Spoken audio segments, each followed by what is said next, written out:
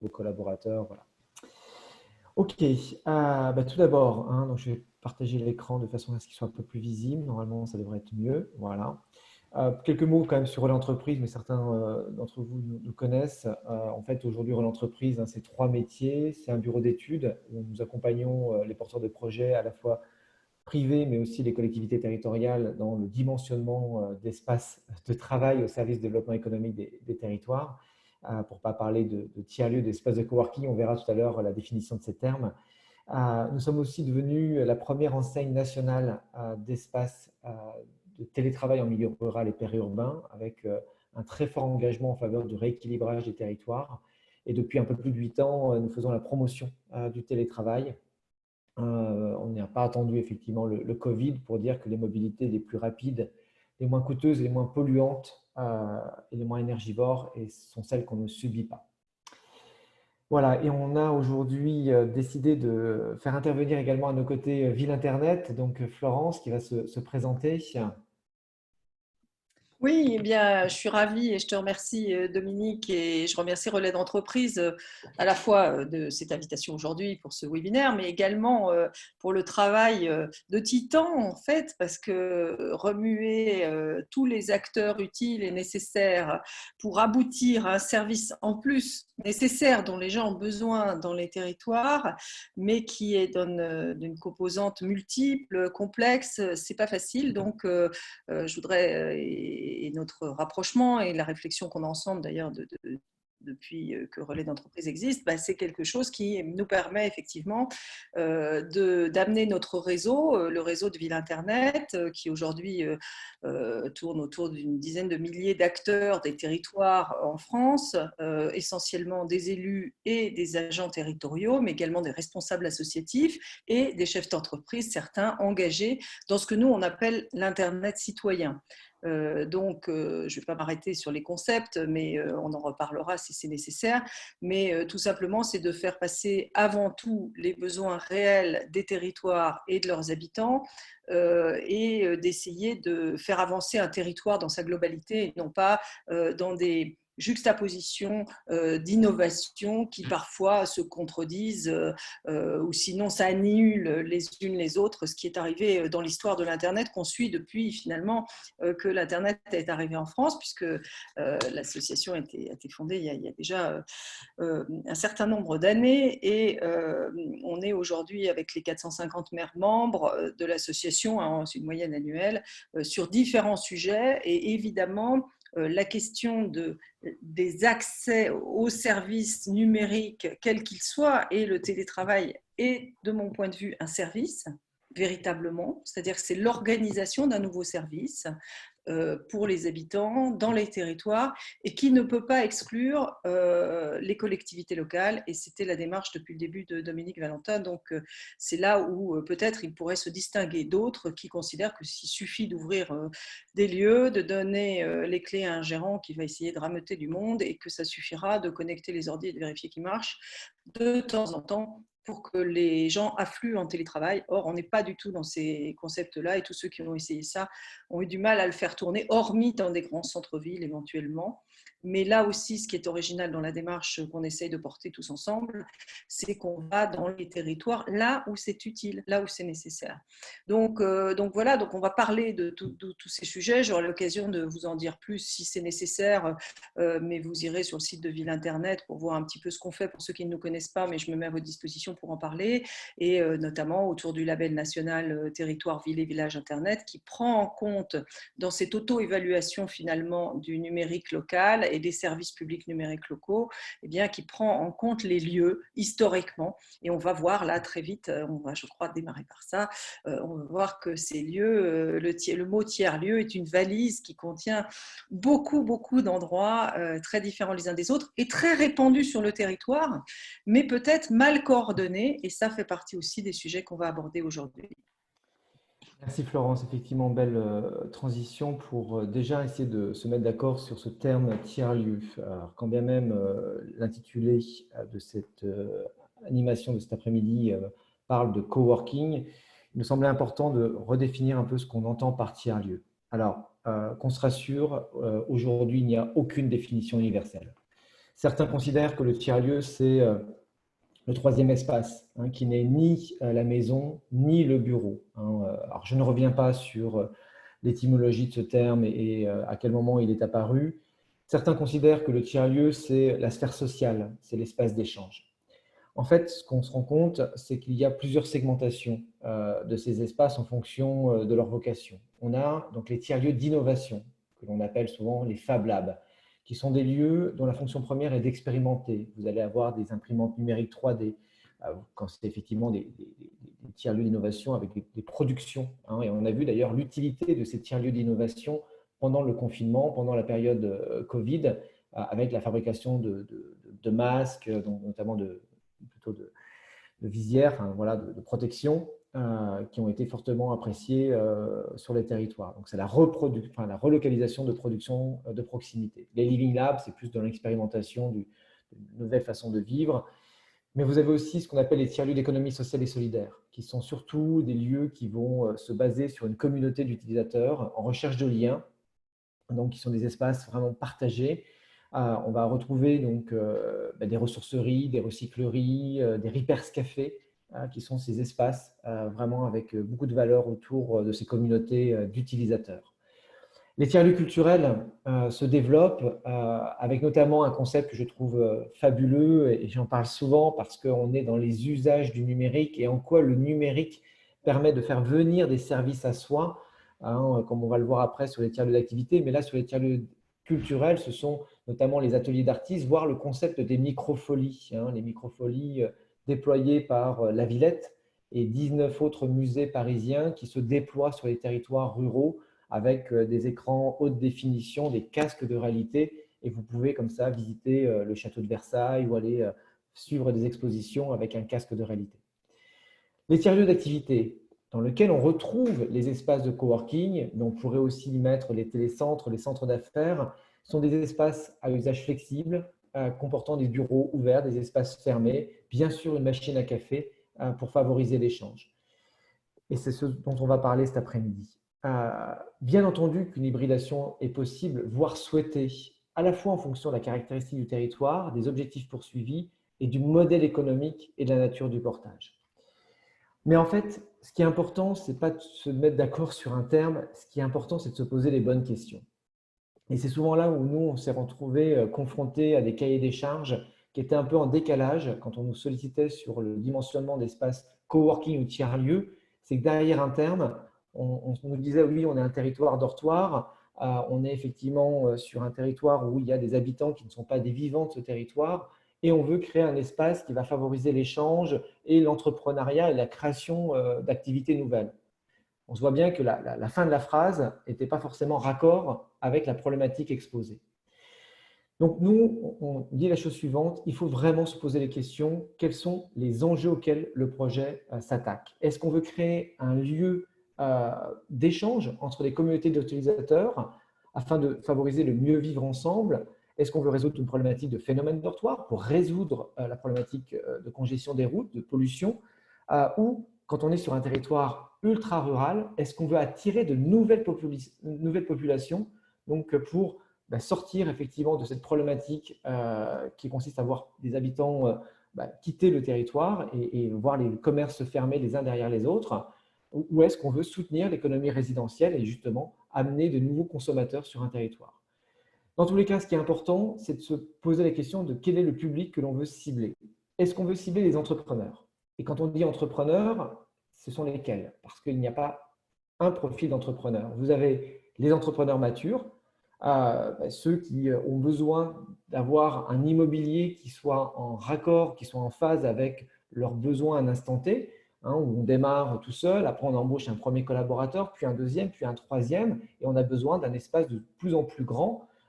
Et ça, on n'a pas forcément besoin d'être accompagné dans sa démarche entrepreneuriale, on est complètement mature, hein, on sait ce qu'on a à faire, mais on a simplement besoin d'un immobilier et on ne veut pas forcément prendre un immobilier traditionnel sous forme de contrat de bail 369. On aura l'occasion d'évoquer sur l'évolution de l'immobilier en France aujourd'hui. Les en devenir, ceux qui effectivement ont besoin d'être sécurisés, d'être épaulés, alors souvent dans des logiques d'incubateurs, de pépinières, Alors, est-ce qu'on mixe l'ensemble, à savoir l'immobilier et l'accompagnement à l'entrepreneuriat, ou est-ce qu'on dissocie d'un côté l'immobilier et l'accompagnement à l'entrepreneuriat? C'est des stratégies qu'on observe aujourd'hui au niveau de l'évolution des pépinières qui évitent de rentrer dans un cadre trop juridique, trop fermé, où vous êtes obligé d'être pendant 2 ans hébergé dans une pépinière avec le service d'accompagnement. Et ensuite, c'est plus difficile de vous maintenir dans la pépinière ou de pouvoir dissocier l'immobilier et de l'accompagnement. Ensuite, vous avez tous ces auto-entrepreneurs. Ils sont très nombreux sur les territoires. Pour la petite histoire, Relais Entreprise est né en 2012. Je suis allé assez vite tout à l'heure dans la présentation de Relais Entreprise. J'ai l'impression que tout le monde nous connaît, mais en fait, c'est peut-être un peu présomptueux.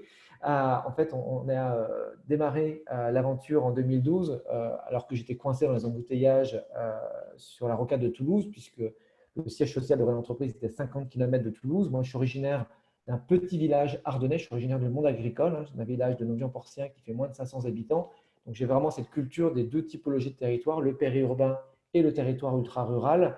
Et quand j'ai créé le premier relais entreprise en 2012, la même année, j'ai créé le Club des entrepreneurs du Sud toulousain parce que je m'étais rendu compte qu'il y avait plein d'auto-entrepreneurs complètement invisibles et qui étaient vraiment très isolés. Donc, c'est des infographistes, c'est des concepteurs de sites web, des consultants, des coachs en tout genre. Et c'est vrai que ce lieu que j'ai créé, Relais Entreprise, est également devenu le point de rencontre de ces entrepreneurs.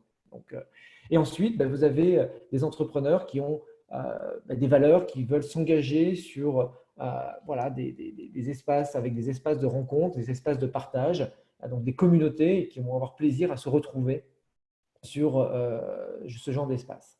Donc ça, c'est le public des entrepreneurs. Vous avez les salariés et les agents qui, eux, veulent trouver une alternative au télétravail à domicile, qui sera un argument supplémentaire pour qu'ils puissent télétravailler, notamment lorsque le domicile n'est pas souhaité ou souhaitable. On aura l'occasion de l'évoquer sur les enseignements du Covid, alors que depuis 8 ans, on évoquait que le télétravail était une solution pour résoudre la problématique de mobilité. On avait du mal à être entendu. Aujourd'hui, grâce au Covid, beaucoup effectivement ont pris conscience que le travail à distance était possible. On a tous apprivoisé l'outil Zoom ou autre outil de visio.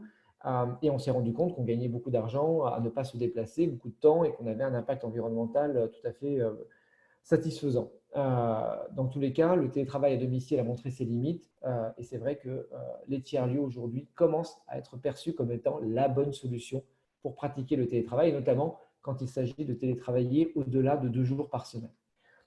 Ensuite, vous avez les nomades. Ça dépend des territoires, mais vous avez beaucoup de professionnels de passage, mais y compris les touristes, qui sont, pour certains, entrepreneurs et qui ne peuvent pas se permettre de se déconnecter complètement de leur vie professionnelle et qui ont besoin de se poser pour récupérer des mails, pour voilà, et faire un rapport, un devis, et qui auront besoin comme ça d'espaces clairement identifiés. Et puis ensuite, vous avez les habitants, les citoyens, les retraités, les étudiants qui ont besoin d'un espace d'échange, aussi un lieu d'inclusion numérique, soit pour y trouver un service culturel, soit pour pouvoir suivre des cours à distance. Et on pourra parler notamment des campus connectés. Et là aussi, le Covid nous a montré que l'éducation, l'enseignement était en capacité de s'organiser, de s'adapter pour pouvoir diffuser des cours à distance avec plus ou moins d'efficacité. Mais c'est dans tous les cas un certain nombre de réflexions que mènent aujourd'hui des universités. Il faut savoir aujourd'hui que certains étudiants suivent des cours dans des amphis bondés, là où le prof est dans un autre amphi, et donc ils suivent le cours à travers un écran géant. Donc, est-ce qu'il est nécessaire d'avoir une chambre d'étudiant pour aller dans un amphi pour suivre un cours à travers un écran? Est-ce qu'il n'est pas meilleur temps de rester soit chez ses parents ou dans un lieu proche de son domicile sans avoir à payer cette chambre que tout le monde ne peut pas se payer d'ailleurs? Dans tous les cas, chaque territoire a ses spécificités et chaque cible a son niveau d'exigence. Dans tous les cas, nous on dit qu'un territoire s'apprécie en fonction de sa densité de population et de son éloignement par rapport à un pôle d'attractivité économique. Est-ce qu'on a une concentration des emplois sur une métropole, mais aussi de sa stratégie et de ses élus. On a l'habitude de dire que nous, quand on travaille pour des collectivités territoriales, mais aussi quand on accompagne des porteurs de projets privés, il faut que sur ce territoire-là, on ait des élus qui ont des yeux qui brillent, qui ont compris l'importance des usages du numérique. Et c'est vrai que Florence, qui est en contact assez pratiquement voilà, tous les jours avec de nombreux élus, quelque part, le concept d'arrobase, un peu comme vous avez les villes fleuries, Ville Internet délivre un label qui montre que des territoires ont bien compris l'importance des usages du numérique. Hein. Florence, deux, trois mots là-dessus. Oui, effectivement, compris les usages du numérique, compris qu'un choix technologique, c'est un choix politique. Il ne s'agit pas uniquement de suivre un mouvement, de s'adapter aux usages des habitants, ce qui est déjà beaucoup hein, et ce qui est déjà compliqué, mais il faut aussi réfléchir aux incidences et aux impacts que ça a sur des populations mélangées, et notamment avec des obligations républicaines, que ce soit de respecter la continuité des services, donc l'égalité du service pour chaque habitant dans toutes les typologies qui peuvent être représentées dans un territoire, et aller jusqu'à réfléchir effectivement aux conditions de travail, à la fois des habitants qui sont dans le centre-ville, bien sûr, mais aussi de ceux qui sont en habitat dispersé assez loin et qui ont besoin de gagner du temps sur leurs transports qui sont déjà compliqués, et en plus de se retrouver dans un univers où ils ne vont pas être seuls. Hein. Typiquement, les étudiants, on voit des lieux où ils prennent l'habitude de se retrouver. Donc, en fait, tout souvent, on dit, mais oui, mais le télétravail ou le distanciel, eh bien, c'est une fausse sociabilité. Je pourrais en parler longuement, donc je ne le ferai pas, mais je ne suis pas d'accord. Le distanciel peut être extrêmement reliant, et on le voit dans beaucoup d'actions, et notamment les actions de démocratie locale, mais c'est un autre sujet. Donc, Ouais, voilà. on parle tout à l'heure. Merci Florence. Mais dans tous les cas, ce qu'il faut prendre conscience, c'est que chaque cible va avoir un niveau d'attente bien spécifique. Certains vont rechercher la proximité de l'espace par rapport à son domicile, par rapport au commerce. D'autres vont avoir besoin que le lieu soit accessible en mode doux. La qualité de l'infrastructure sera importante pour les uns, moins important pour les autres. Certains rechercheront l'effervescence de la communauté, la qualité des animations proposées ou la porosité qui peut exister entre plusieurs services proposés. Il n'y a pas de façon de réponse universelle. On n'est pas comme McDo qui va arriver avec une boîte, qui va la poser sur un rond-point ou à côté d'un rond-point pour dire, ben voilà, en fonction du nombre d'habitants, on aura le même standard de boîte. C'est un peu comme les réponses aux enjeux de mobilité quand on est sur des réunions avec l'ADEME. On voit bien que si on commence à parler que de vélo pour résoudre la problématique d'émissions de CO2 ou d'embouteillage, on voit bien que les territoires périurbains qui sont à plus de 20, 25, 30 km d'une ville ne vont pas du tout être réceptives par rapport à cette solution vélo. Si on parle covoiturage, là aussi, quand vous avez un déplacement qui n'est pas un déplacement pendulaire, c'est-à-dire un pendule, il fait domicile, travail, travail, domicile, domicile, travail, travail, domicile. En fait, c'est un faux terme pendulaire parce que généralement, le déplacement, il est chaîné. Ce qu'on appelle le déplacement chaîné, c'est qu'on va déposer les enfants à l'école, on va aller au travail, on va aller faire 2-3 courses, on va aller voir une copine, on n'oublie pas de récupérer les enfants à l'école et on va revenir à la maison. Et on voit bien qu'en covoiturage, ce n'est pas possible de faire tout ce schéma-là en covoiturage. Donc c'est pour ça qu'il faut un bouquet de solutions et surtout, en fonction du territoire dans lequel on se positionne, les réponses ne seront pas du tout les mêmes.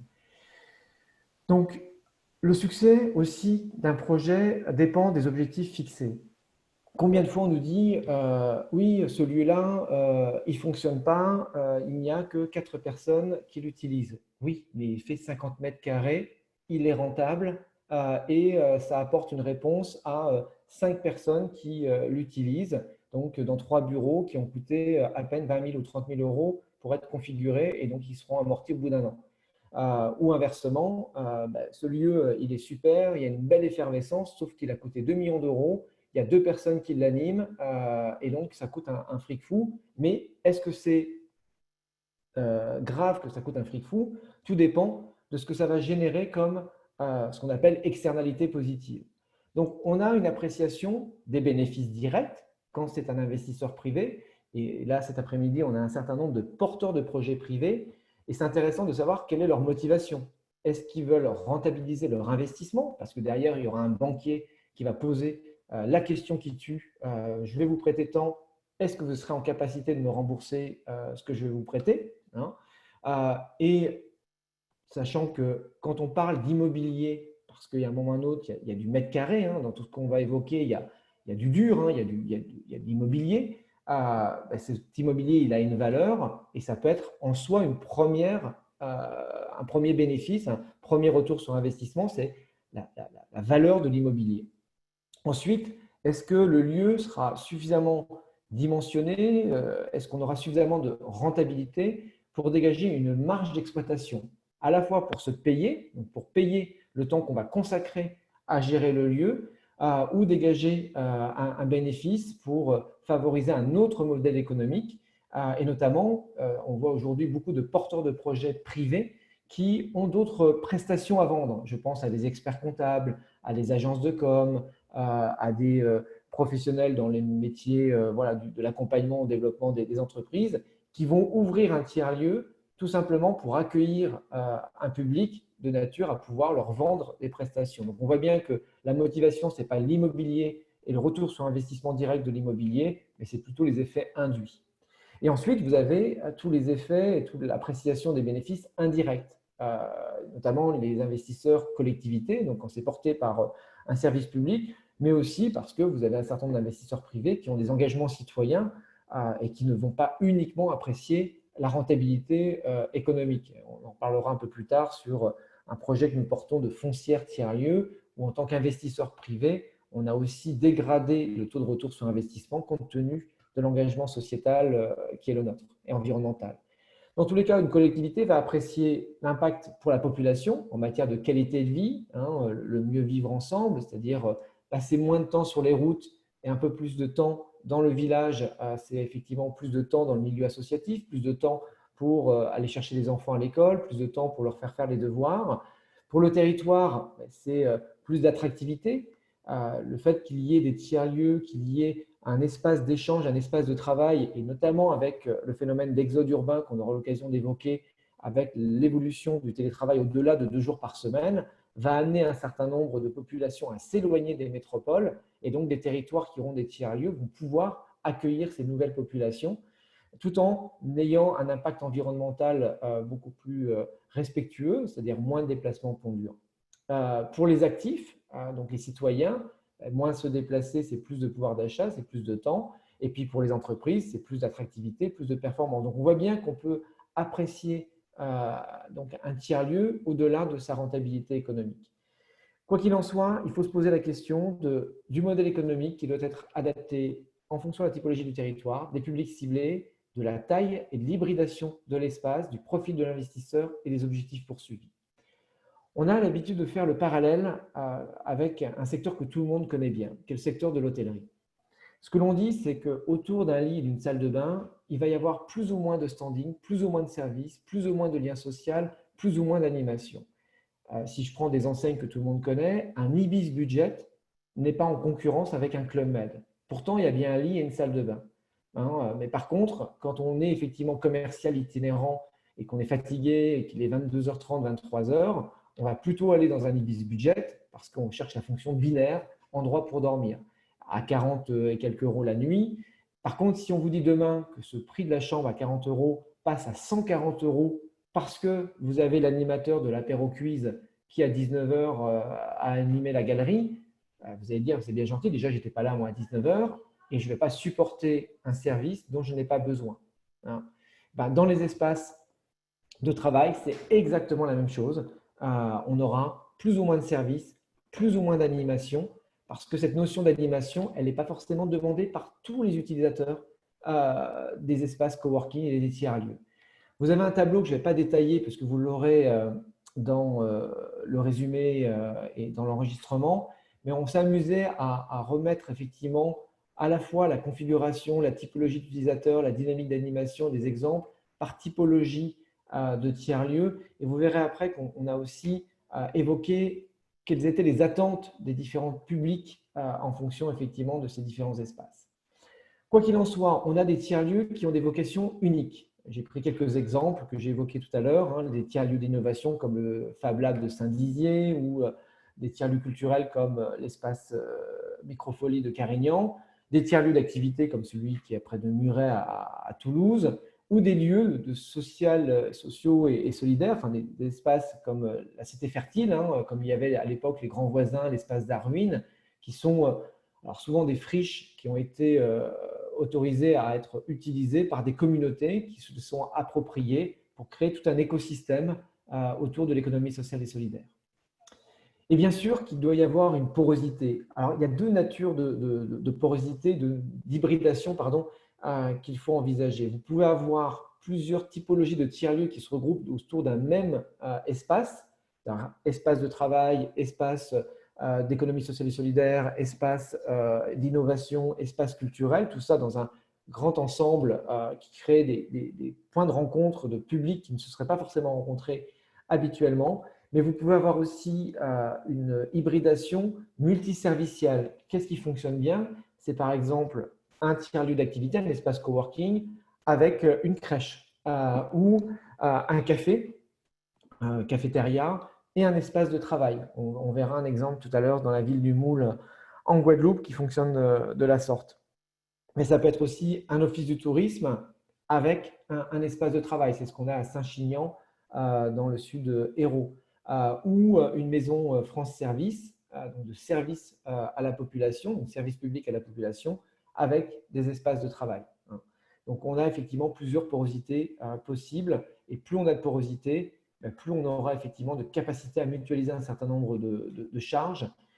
Il y a, quoi qu'il en soit, au terme de cette première phase, une première conclusion, c'est qu'il n'y a aucune position dogmatique sur le fait qu'il faille absolument telle ou telle configuration, telle ou telle dynamique d'animation pour que le projet puisse avoir le droit de s'appeler tiers-lieu. Hein. Dans tous les cas, le terme tiers-lieu tout seul, il faut pratiquement le bannir pour ensuite y rajouter un petit terme, tiers-lieu culturel, tiers-lieu d'innovation, tiers-lieu d'activité ou tiers-lieu hybride. C'est un peu en ce sens d'ailleurs que la fabrique des territoires s'apparente à des tiers-lieux hybrides avec un certain nombre de partenaires qui peuvent se retrouver au sein d'un même espace. Voilà. Est-ce qu'il y a déjà des questions, Étienne, à ce stade? Ou est-ce qu'on déroule déjà sur le focus d'activité? Écoute, non, pour l'instant, pas de questions dans le fil de chat. Donc, juste pour ceux qui ne sont pas familiers de ce type d'exercice, vous avez une bulle qui s'appelle Converser. Et donc, il faut appuyer effectivement sur cette bulle pour pouvoir ensuite poser des questions dans le fil de chat qui s'ouvre.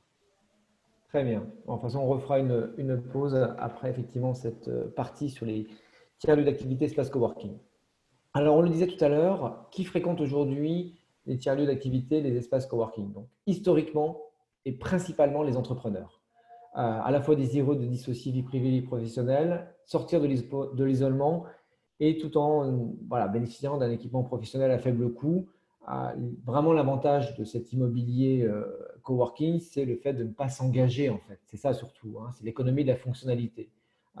Il en va des bureaux comme il en va de tous les autres services qu'on peut avoir aujourd'hui, les vélos, la voiture. Voilà, on n'a plus besoin d'avoir un engagement sur du 100% quand on n'utilise qu'un jour, 2 jours, 3 jours, 4 jours par semaine. Les nomades et les touristes, c'est les plus compliqués à capter et quelque part, ce n'est pas dans les espaces coworking qu'on va pouvoir vraiment les accueillir. Vous avez aujourd'hui un concept et notamment un groupe qui est le groupe Accor qui a racheté Nextdoor et qui a développé le concept Wojo. Wojo, c'est ce qu'on appelle du micro-working. C'est tous ces lieux qui sont configurés pour pouvoir se poser de façon très ponctuelle. C'est souvent gratuit en échange du fait qu'il vous est demandé quand même de consommer un minimum un café. Moi qui suis un très très grand nomade, j'étais un grand nomade, je le suis beaucoup moins depuis quelques mois, mais dans tous les cas, je n'ai jamais payé un espace coworking pour 2 heures de réunion ou pour me poser pour récupérer mes mails. Je suis toujours allé dans des cafés, dans des espaces lunch des hôtels ou dans les gares ou les aéroports où la connexion Wi-Fi vous est proposée. Voilà. Les entreprises agiles. Alors, qu'est-ce qu'on entend par entreprise agile? En fait, la plupart des entreprises, je l'ai un peu évoqué tout à l'heure avec les entrepreneurs, mais sont conscientes que s'engager sur un contrat de bail, et on l'a vu avec le Covid, ça n'a fait qu'aggraver ce constat qui a amené beaucoup de gestionnaires à se dire oui, mais les bureaux ne sont pas occupés à 100% et je les paye à 100%. Hein. En temps normal, il faut savoir que les bureaux ne sont occupés qu'à 50%. Avec le confinement, là, ils ont été utilisés à 0%, voire à 5-10%. Et donc aujourd'hui, les entreprises lâchent leur immobilier traditionnel pour plutôt utiliser ce qu'ils appellent du flex office. Les bureaux ne sont plus forcément attitrés quand ils ont encore des espaces en propre dans les grandes métropoles. C'est-à-dire qu'on va avoir des usages, enfin des bureaux qui ont un usage particulier, des bureaux de concentration, des bureaux de créativité, des salles de réunion. Les bureaux vont devenir véritablement des vitrines de l'entreprise et des espaces que l'on va vraiment utiliser parce qu'on a des bonnes raisons de les utiliser. Mais c'est vrai que le télétravail va complètement révolutionner les usages du bureau traditionnel. Nous, la cible historique de Relais Entreprise, je l'évoquais tout à l'heure par rapport au fait d'avoir été coincé dans les embouteillages, c'est le télétravailleur salarié qui, lui, est plus que jamais maintenant, a pris conscience que ne pas se déplacer, c'est gagner du temps, mais que travailler à la maison, ce n'est pas la solution, avec les enfants en bas âge, ou la connexion Internet qui est insuffisante, ou le poste de travail qui n'est pas adapté. Tous ceux qui ont fait du télétravail pendant la période de confinement ont commencé à ressentir voilà, une problématique de mal de dos ou autre stress lié au fait d'avoir une difficulté à se concentrer. Et puis le sentiment d'isolement que Florence évoquait tout à l'heure, qui est très vrai au-delà de 2 jours de télétravail par semaine et qui, sans retrouver ses collègues habituels, permet de retrouver d'autres personnes, donc des colocataires ou des personnes qui sont juste à côté du bureau et qu'on aura plaisir à retrouver autour de la machine à café. Quelques exemples. Et vous verrez tout à l'heure que le paysage des espaces coworking, des tiers-lieux d'activité est en train gentiment de se structurer avec des acteurs qui sont des groupes immobiliers du flex office, les WeWork, très connus, qui est un groupe américain qui a fait beaucoup parler de lui l'année dernière. C'était une grosse valorisation boursière. Ils ouvraient pratiquement un espace tous les 2 jours, un espace de 5000 m² dans le monde tous les 2 jours, et qui clairement reprenait des équipes, accueillait des équipes d'entreprises qui lâchaient leur immobilier traditionnel à la défense, qui leur coûtait beaucoup trop cher et beaucoup moins cher finalement c'était beaucoup moins cher d'aller chez WeWork.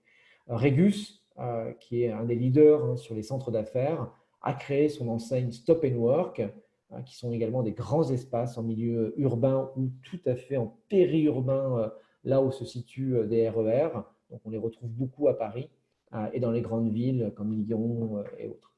Après, vous avez des pure players, des nouveaux acteurs qui se sont invités sur le marché du coworking. Voilà, j'en ai mis quelques-uns, Étincelle, Haricot, mais ils sont très très nombreux. Et d'ailleurs, souvent, les termes utilisés par ces gestionnaires d'espaces de coworking sont souvent des termes un peu décalés. Vous voyez là, le haricot, coworking. Donc, je fais un peu le jeu de mots avec la vache. Bon, Étincelle, ça va encore, c'est assez soft, mais vous avez tous les jeux de mots possibles. Alors, vous avez tous ceux qui sont décalés avec le canapé, la cafetière. Et puis, je le cite toujours parce que celui-là, c'est mon préféré.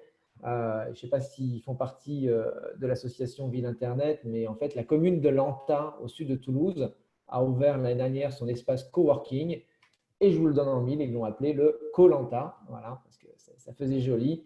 Sauf que quand ils ciblent des DRH de Toulouse et notamment de Airbus, quand ils vont voir le DRH en demandant s'ils ont des salariés qui veulent aller travailler au Colanta, on a effectivement le DRH qui les imagine plus sur un poteau. Il y a des DRH qui ont de l'humour. Oui, il y a des DRH qui ont de l'humour, mais c'est là où on se dit, OK, ça peut être très sympa pour une cible d'entrepreneur, pour évoquer une autre façon de travailler, mais ce n'est pas forcément toujours compatible avec la cible des télétravailleurs salariés, et notamment parce que le décisionnaire, c'est le DRH qui va vouloir être rassuré sur le fait que le bureau soit configuré pour être un espace de travail.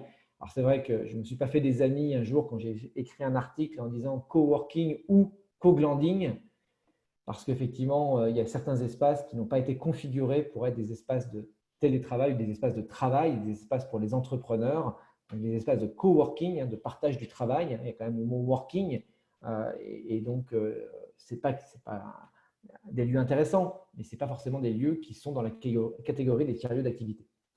Je l'évoquais tout à l'heure, les anti-cafés ou les espaces lunch qui vont plutôt servir pour les nomades.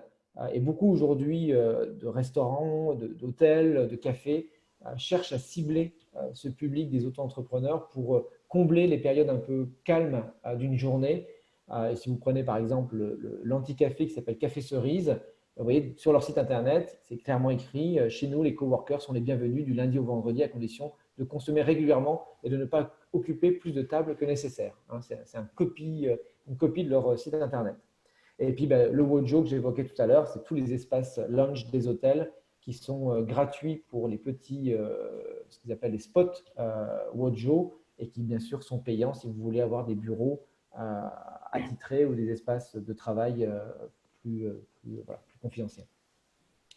Ce sont quand même principalement des acteurs urbains.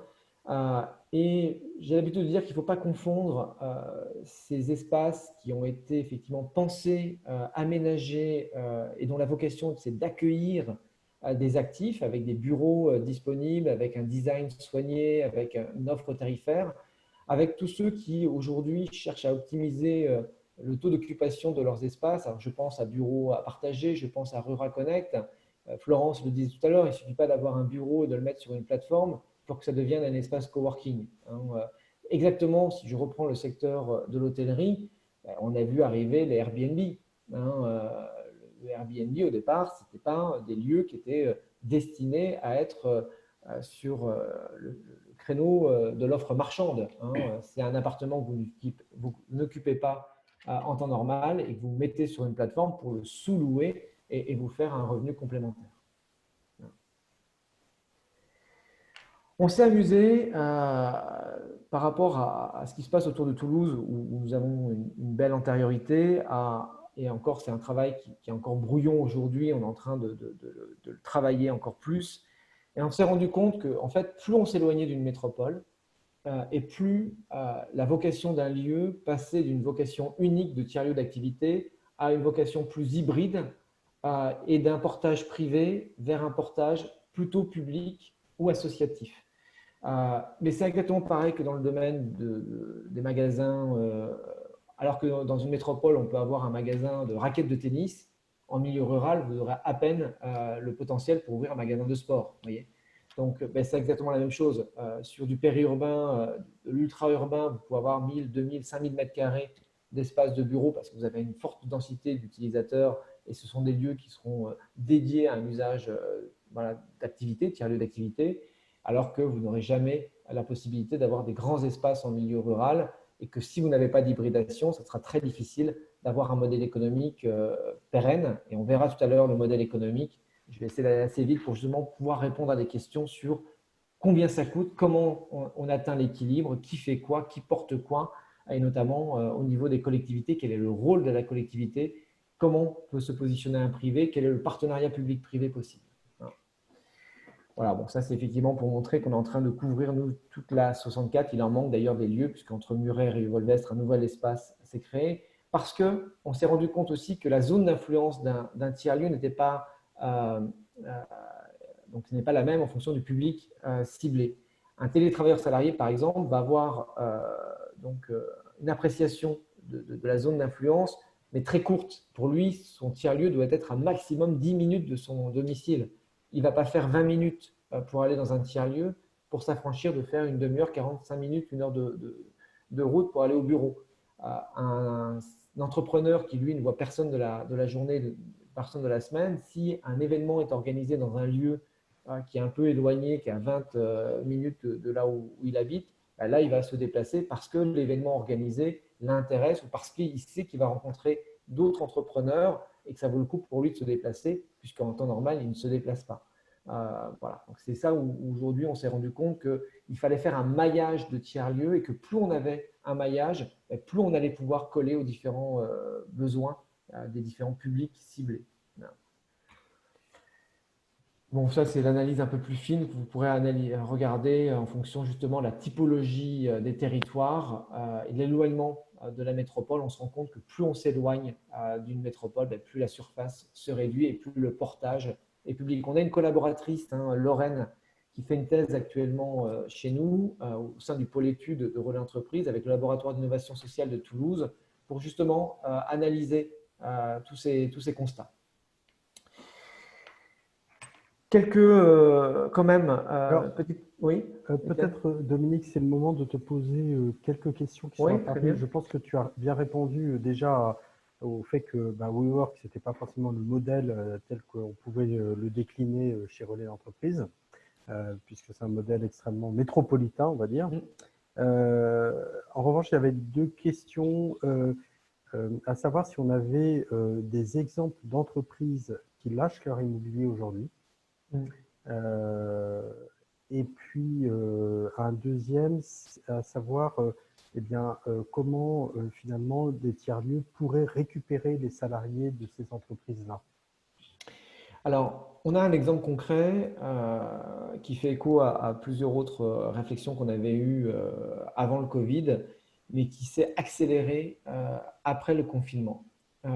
Juste après le confinement, une semaine après la fin du confinement, pardon, après le déconfinement, j'ai un chef d'entreprise d'une société parisienne qui est dans le domaine de l'ingénierie du bâtiment, 1500 personnes à Paris, 3000 dans le monde.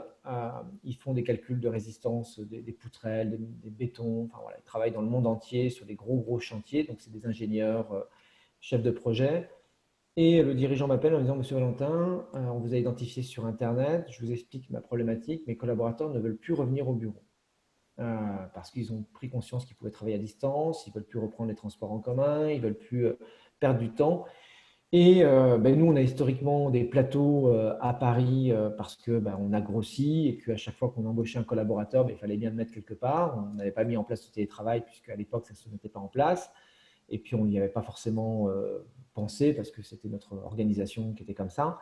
Et aujourd'hui, on se rend compte que les bureaux ne sont pas occupés, que c'est le deuxième poste de dépense de notre entreprise et qu'on a décidé de complètement changer notre stratégie par rapport à l'immobilier en créant des antennes déportées, un peu dans l'esprit de ce que fait Somfy, ou Gore-Tex, pardon, Gore-Tex, c'est Gore-Tex, pas Somfy, c'est Gore-Tex qui considère qu'au-delà de 150 personnes sur un site, il faut recréer un autre site. Parce qu'au-delà de 150, c'est difficile à manager et ça crée en plus une centralité sur un territoire qui génère des perturbations sur le territoire, telles que des saturations de rocade ou des saturations d'accès. Et nous, on le voyait bien, j'allais dire, on le voyait bien. J'utilise déjà l'imparfait avant même que la crise aéronautique ait vraiment montré son visage, mais dans l'aéronautique, quand vous avez plus de 50 000 personnes qui arrivent sur les mêmes ronds-points, les mêmes rocades aux mêmes heures, parce que vous avez Airbus et tous ces sous-traitants qui sont concentrés sur le nord de Toulouse, ça provoque des embouteillages monstres. Donc oui, aujourd'hui, on a une vraie tendance qui consiste à voir les entreprises réduire leur surface et envisager d'avoir des antennes déportées. Et pourquoi ils nous contactaient? C'est qu'en fait, ils voulaient recréer des communautés, des clusters de collaborateurs. Et donc, ils se sont appuyés sur le réseau relais entreprise en communiquant à leurs collaborateurs la liste de nos relais entreprises pour savoir si effectivement ces relais entreprises étaient sur des territoires qui pouvaient être compatibles avec soit la zone d'habitation actuelle des collaborateurs. Donc, ils ont notamment regardé au sud de Paris quels étaient nos espaces affiliés au réseau.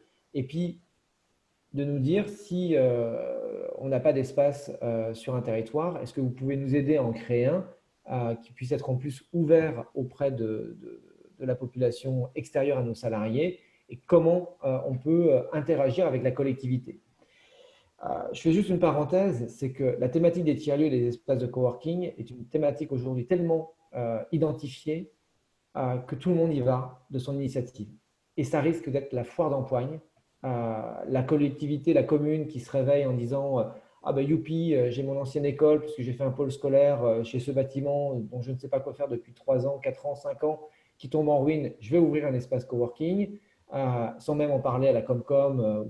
Voilà, c'est le pire de tout parce que ça nous a, souvent on a des études et on voit effectivement émerger des projets qui viennent s'inviter comme ça dans un débat et avec sans aucune concertation. Et c'est de même pour les privés. Vous avez beaucoup de privés qui nous appellent aujourd'hui. Il y en a un certain nombre qui sont connectés cet après-midi et qui ne savent pas effectivement comment prendre le sujet à bras-le-corps. Et nous, on le dit, mais il faut que ces projets s'inscrivent, et Florence l'évoquait tout à l'heure, dans une vision globale de l'aménagement du territoire pour éviter aussi, surtout, qu'il y ait des frictions là où il n'y a pas lieu d'avoir de frictions. Vous voyez, le travail qu'on vient de faire juste avant, de segmentation des différents tiers-lieux, permet déjà de détendre l'atmosphère.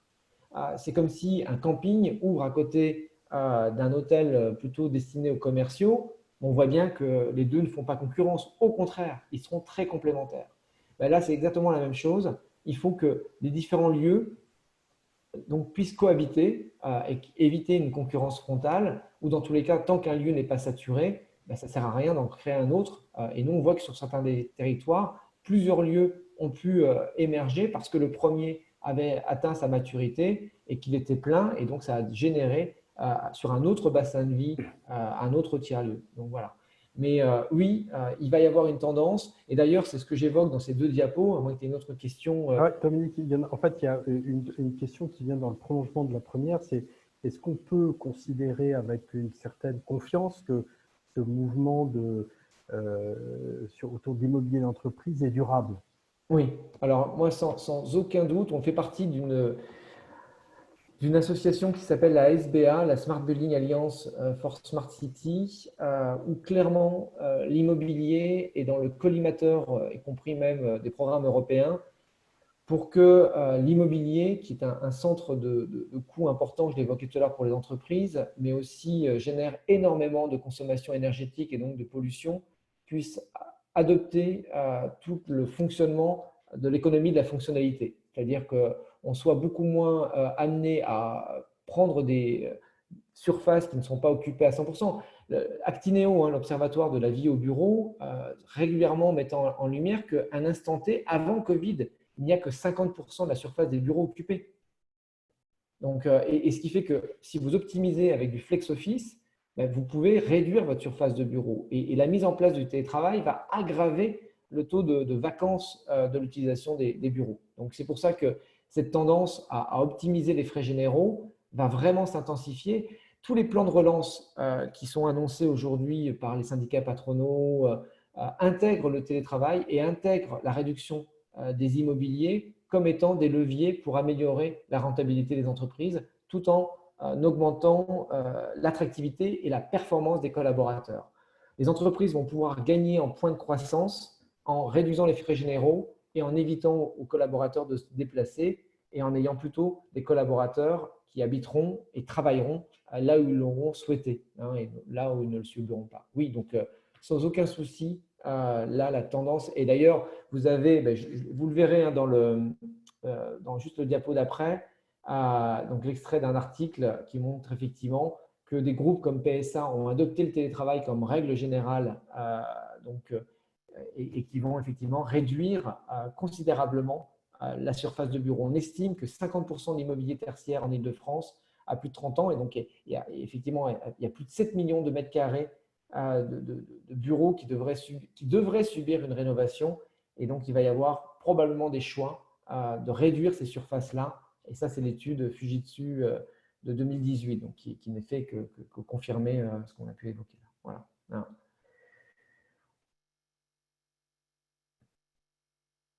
Étienne, d'autres questions? Attends, tu as coupé ton micro? Non, je ne t'entends pas. Étienne? Non, je ne t'entends pas. Oui, pardon, j'avais Ouais. recoupé mon micro. La question, c'était comment est-ce qu'on peut évaluer le potentiel des utilisateurs? Donc ça, tu y réponds peut-être un peu plus Oui, on y loin. répond après justement dans la Ouais, méthodologie voilà. pour mentionner un espace. C'est quels sont les indicateurs que l'on peut prendre en compte. Et effectivement, ça va dépendre surtout du public que l'on cible, mais il y a le télétravailleur ou les entrepreneurs. On a, nous, un certain nombre d'outils qu'on a développés pour pouvoir analyser ce potentiel. Très bien, c'était tout pour le moment. Bon, dans tous les cas, on aura l'occasion hein, vraiment de revenir sur ces questions autour de l'immobilier et l'appréciation du potentiel. Qu'est-ce qu'on a pu observer quand même comme tendance intéressante pendant la période de Covid? Bon, au-delà du fait que beaucoup d'actifs se sont mis à télétravailler, alors qu'ils n'étaient qu'à peine que 7 à 8% avant le Covid, ils sont à plus d'un tiers qui sont effectivement passés au télétravail, que la plupart aujourd'hui ont considéré que c'était une bonne façon de s'organiser, même s'il y a eu un télétravail en mode dégradé. Hein. D'ailleurs, beaucoup ont souffert hein, de ce confinement et du fait de devoir à la fois être parent avec le suivi des devoirs et puis en même temps devoir télétravailler. Donc, on n'était ni un bon parent ni un bon collaborateur, donc c'était très compliqué. Ce qu'on a pu observer, et notamment dans les études, notamment celle de Terra Nova, c'est que beaucoup de salariés n'ont pas de lieu dédié. 40% ont dû effectuer leur télétravail dans un espace de vie. ce qui a d'ailleurs incité un certain nombre de personnes à envisager de déménager. On a vu surtout aussi le phénomène d'exode qui s'est constaté donc, avant le confinement, et donc beaucoup de grandes villes ont perdu de la population au profit des territoires ruraux. Et ça, ce n'est pas neutre, hein. Nous qui travaillons exclusivement sur les territoires périurbains et semi-ruraux, même si on travaille beaucoup avec les métropoles sur les problématiques de mobilité, il y a une vraie chance aujourd'hui, une vraie opportunité pour capter ces nouvelles populations. Et on aura l'occasion d'évoquer tout à l'heure la plateforme Vivre au Vert, hein, qui a été développée pendant la période de confinement, qui est une plateforme de sélection des territoires d'exode urbain, justement sur ces constats que beaucoup aujourd'hui de cadres, notamment dans les grandes villes, avec 2 à 3 jours de télétravail, peuvent s'éloigner des métropoles. Donc, qu'est-ce qui va se passer quand même? Il faut être lucide. Il y a quand même encore un peu d'incertitude sur la période que nous vivons. On le constate au niveau du réseau Relais Entreprises. On n'est quand même pas encore tout à fait sorti de la période de confinement et de l'après-Covid, parce qu'on est encore dedans, on a encore cette inquiétude, on a encore les gestes barrières, et puis il y a surtout encore le chômage partiel. Qu'est-ce qui se passe? C'est que encore beaucoup de collaborateurs sont en télétravail à domicile, ce qui amène les entreprises aussi à maintenir les surfaces en ville, notamment du fait de la distanciation des collaborateurs. C'est-à-dire que vous avez un mix entre du télétravail et des bureaux qui étaient avant partagés dans les villes, donc des bureaux doubles qui deviennent des bureaux simples pour maintenir cette distanciation. On a une défiance par rapport aux transports en commun, aux mobilités partagées, hein. Ça a du mal à repartir, le covoiturage. Les transports en commun ont du mal aussi à continuer effectivement à être aussi attractifs qu'à une époque où il n'y avait pas le risque du Covid. Donc, on a un regain d'intérêt pour les mobilités individuelles. On commence à revoir un certain nombre d'embouteillages, même s'il y a des horaires différés, même s'il y a un impact sur le télétravail. Mais il y a surtout une prise de conscience sur les enjeux environnementaux. On parle de plus en plus de véhicules électriques et de mobilité douce, hein. Les pistes cyclables ont été installées. Voilà, on a de plus en plus d'usage de visio, de moins en moins de rencontres physiques. On le voit aujourd'hui, beaucoup de réunions qui pouvaient être organisées en présentiel sont organisées en mode visio.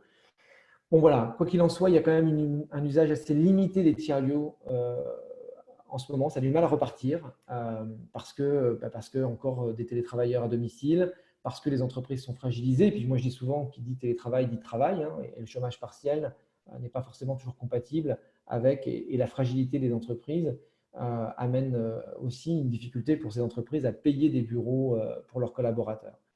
Certains indépendants souffrent énormément et donc arrêtent leur location dans les tiers-lieux, et donc beaucoup d'espaces de coworking vont fermer sur 2020.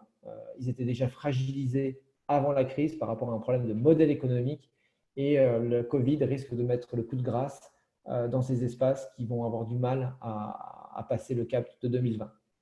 Mais il faut tenir bon, il faut tenir parce que dans un second temps, en 2021, on va avoir l'effet de la réduction des surfaces de bureaux, hein. Donc, on aura la possibilité, les entreprises réfléchissent à abandonner leur bail classique au profit de bureaux flexibles, et les stop and work, les WeWork et autres urbains vont profiter de cette externalisation de la gestion des parcs immobiliers au profit d'entreprises qui, normalement, se seraient engagées sur un contrat de bail. On va avoir l'éloignement du domicile du salarié par rapport au lieu d'emploi du fait du télétravail. Donc, et là, on aura un impact sur ce que nous, on a mis en place au niveau de Relais Entreprises, qui est la valorisation des kilomètres non effectués au titre des certificats d'économie d'énergie. Ça fait partie des innovations que l'on a au niveau de Relais Entreprises, un très fort engagement pour valoriser ce qu'on appelle les externalités positives. C'est tous les travaux de Lorraine au niveau de sa thèse et de son doctorat. Et on a réussi à faire ce partenariat avec EDF, qui a considéré que le fait de ne pas prendre sa voiture pour se rendre dans la ville et d'aller à pied ou en mode doux, voire en voiture, mais à ce moment-là, on déduit les kilomètres effectués en voiture, donc, génère une économie de litres de carburant, donc de kilowattheures. Et donc, dans le cas des certificats d'économie d'énergie, EDF verse un chèque à l'employeur qui a autorisé ses salariés à faire du télétravail dans les tiers-lieux du réseau Relais Entreprises. Et dans la même logique, on est en train de valoriser les tonnes CO2, donc au titre du label bas carbone. Je l'évoquais tout à l'heure, on commence à l'observer, c'est la délocalisation d'équipes candidates à l'exode urbain. Donc, c'est l'ouverture d'antennes rurales parce que la ruralité sera perçue comme des territoires de résilience, où il fait bon vivre, où il y aura de l'espace vert, qu'on ne sera plus obligé d'être dans le confinement dans un appartement de 30, 40, 50 mètres carrés, même s'il est très joli et très bien situé dans des grandes villes, mais que ce n'est pas forcément toujours compatible avec une vraie qualité de vie en moment de confinement, même au moment de canicule. On va avoir, avec le chômage qui va augmenter systématiquement quand un certain nombre de personnes sont licenciées, elles vont créer leur propre activité, hein, elles vont devenir freelance, hein, auto-entrepreneurs. Donc, on va avoir une économie agile. La perte de confiance que les employeurs et les chefs d'entreprise peuvent avoir incite également à ne pas forcément embaucher, mais plutôt privilégier des prestataires, hein, c'est ce qu'on appelle l'agilité. Et donc, ça va faire naître énormément d'auto-entrepreneurs, mais qui auront besoin d'espaces de travail. Et donc, on va avoir une multiplication du nombre d'espaces de coworking. On avait fait une simulation pour justement envisager une couverture de tous les bassins de vie au niveau national. Et on est arrivé à peu près à 10 000 le nombre d'espaces coworking tiers-lieux, de tailles complètement différentes, hein. On le verra tout à l'heure et on l'a vu un peu tout à l'heure dans le tableau que j'ai présenté très rapidement. On peut avoir des espaces de 50 mètres carrés comme des espaces urbains qui font 5 000 mètres carrés. Donc, vous voyez, on fait un grand, grand écart. Mais 10 000, c'est ce qu'il faudrait pour pouvoir couvrir les différents bassins de vie. Donc, j'évoquais les tendances très, très marquées comme celle de la décision du groupe PSA. Il y a dans tous les cas une révolution numérique qui va permettre de travailler différemment et notamment avec une réduction des immobiliers de bureau. Donc, ça, c'était pour répondre à la question de tout à l'heure. Là, il n'y a aucun doute là-dessus. Donc, on a des perspectives d'une attente très forte à l'égard des tiers-lieux d'activité, que ce soit en ville, mais également en milieu périurbain, pour des raisons de moindre mobilité. On voit bien aussi que la vague écolo, Europe Écologie, qui est arrivée donc, au niveau des municipales dans beaucoup, beaucoup de grandes villes, va avoir aussi pour incidence d'avoir une politique qui va, je l'espère, nous on en est un peu convaincus, essayer de traiter la problématique de la mobilité à la source de la mobilité, hein, et pas quand elle se constate dans la ville. C'est trop tard. Quand on construit une nouvelle rocade, c'est comme desserrer un cran de son ceinturon pour prévenir de l'obésité. On va accompagner l'obésité, mais on ne résoudra pas la problématique de l'attractivité d'une ville. C'est ce qu'on appelle aussi la loi de Zavi, hein, tout en gagnant en mobilité et réinvestir en mobilité. Donc, si on accélère la mobilité vers une ville, forcément, tous ceux qui n'étaient plus pas accessibles parce qu'ils mettaient trop de temps pour s'y rendre vont être sur des territoires accessibles. Donc voilà, donc il faut effectivement repenser complètement et le télétravail, les tiers-lieux, le rééquilibrage des territoires est une tendance très très forte dont on est hyper confiant. Alors, maintenant qu'on a dit ça, reste la question du dimensionnement. Donc, sur les dimensionnements, on a, nous, une méthodologie avec une phase d'étude qui est importante pour essayer de comprendre effectivement quelle est la nature de l'offre à proposer sur les tiers-lieux d'activité. J'entends bien tiers-lieux d'activité. Ensuite, arrive la phase de rénovation, de réhabilitation, d'aménagement de l'espace, où là, le modèle économique a vraiment son importance pour savoir qui va payer quoi. Et ensuite, on rentre dans la commercialisation, la visibilité du lieu à l'échelle locale, supralocale, avec effectivement toutes les actions qu'il faut mener, soit sur le territoire ou en lien avec les métropoles quand on est sous l'influence d'une métropole. Donc, dans la méthodologie, et ça permettra d'apporter la réponse sur comment on analyse le potentiel d'utilisateurs sur un territoire. Nous, déjà, ce que l'on fait, c'est qu'on va recenser ce qui existe. Et ce recensement de l'existant, là, j'ai pris un exemple d'une étude qu'on a menée sur la communauté de communes Auré-de-Bercé. On voit qu'il y a une concentration d'espace autour du Mans, mais qu'il n'y avait absolument rien sur le territoire de la communauté de communes. Et quand on dit qu'il y existe des lieux, on fait bien la distinction entre l'immobilier d'entreprise traditionnel, du tiers-lieu d'activité, du tiers-lieu d'innovation, pour éviter justement qu'il y ait une confusion et qu'il y ait éventuellement une friction ou de se dire non, il y a déjà un lieu, donc on ne fait rien, et pour se rendre compte que le lieu qui existe sur le territoire n'est pas du tout adapté au public que l'on cible. À partir du moment où on a recensé ce qui existe, on va analyser la demande, à la fois sur le plan quanti et sur le plan quali. Sur le plan quanti, nous, on a développé des outils d'analyse des flux pendulaires, donc des analyses statistiques où on prend la population des actifs dont les métiers sont télétravaillables et qui travaillent à plus de 30 minutes de leur lieu d'habitation. Donc ça, ce sont des données qui sont accessibles au niveau de l'INSEE. On a rentré ça avec des isochrones donc pour effectivement déterminer la zone d'influence d'un lieu que l'on positionne de façon soit arbitraire, soit parce qu'on a déjà un site pré-identifié, hein, donc un bâtiment que vous voulez rénover et vous dites, tiens, est-ce qu'à cet endroit-là, on aurait un potentiel d'utilisateur? Donc, on voit la zone d'influence du lieu, on voit par rapport à cette zone d'influence quels sont les publics qui seraient susceptibles de venir et on applique par un phénomène d'entonnoir un certain nombre de règles, c'est-à-dire on prend le pourcentage de télétravailleurs et parmi les télétravailleurs, quels seront ceux qui utiliseront les tiers-lieux. Aujourd'hui, il ne faut pas se leurrer, l'utilisation des tiers-lieux par les télétravailleurs reste assez faible, était assez faible, parce que le télétravail était pratiqué un jour par semaine. Et quand vous faites du télétravail un jour par semaine, vous avez moins besoin de sortir de l'isolement que lorsque vous faites du télétravail 3 jours par semaine. Et donc souvent, le télétravail se faisait à domicile. Et d'autant plus qu'avec l'ordonnance Macron, l'entreprise n'était plus obligée de indemniser le salarié qui utilisait son domicile à usage professionnel. Donc le télétravail à domicile, c'est gratuit, là où ça serait payant si l'employeur était amené à utiliser, à louer un tiers-lieu. Au niveau des auto-entrepreneurs, là aussi, on va regarder, je suis passé un peu vite tout à l'heure, on va regarder le nombre d'entreprises qui n'ont pas de salariés, donc les auto-entrepreneurs.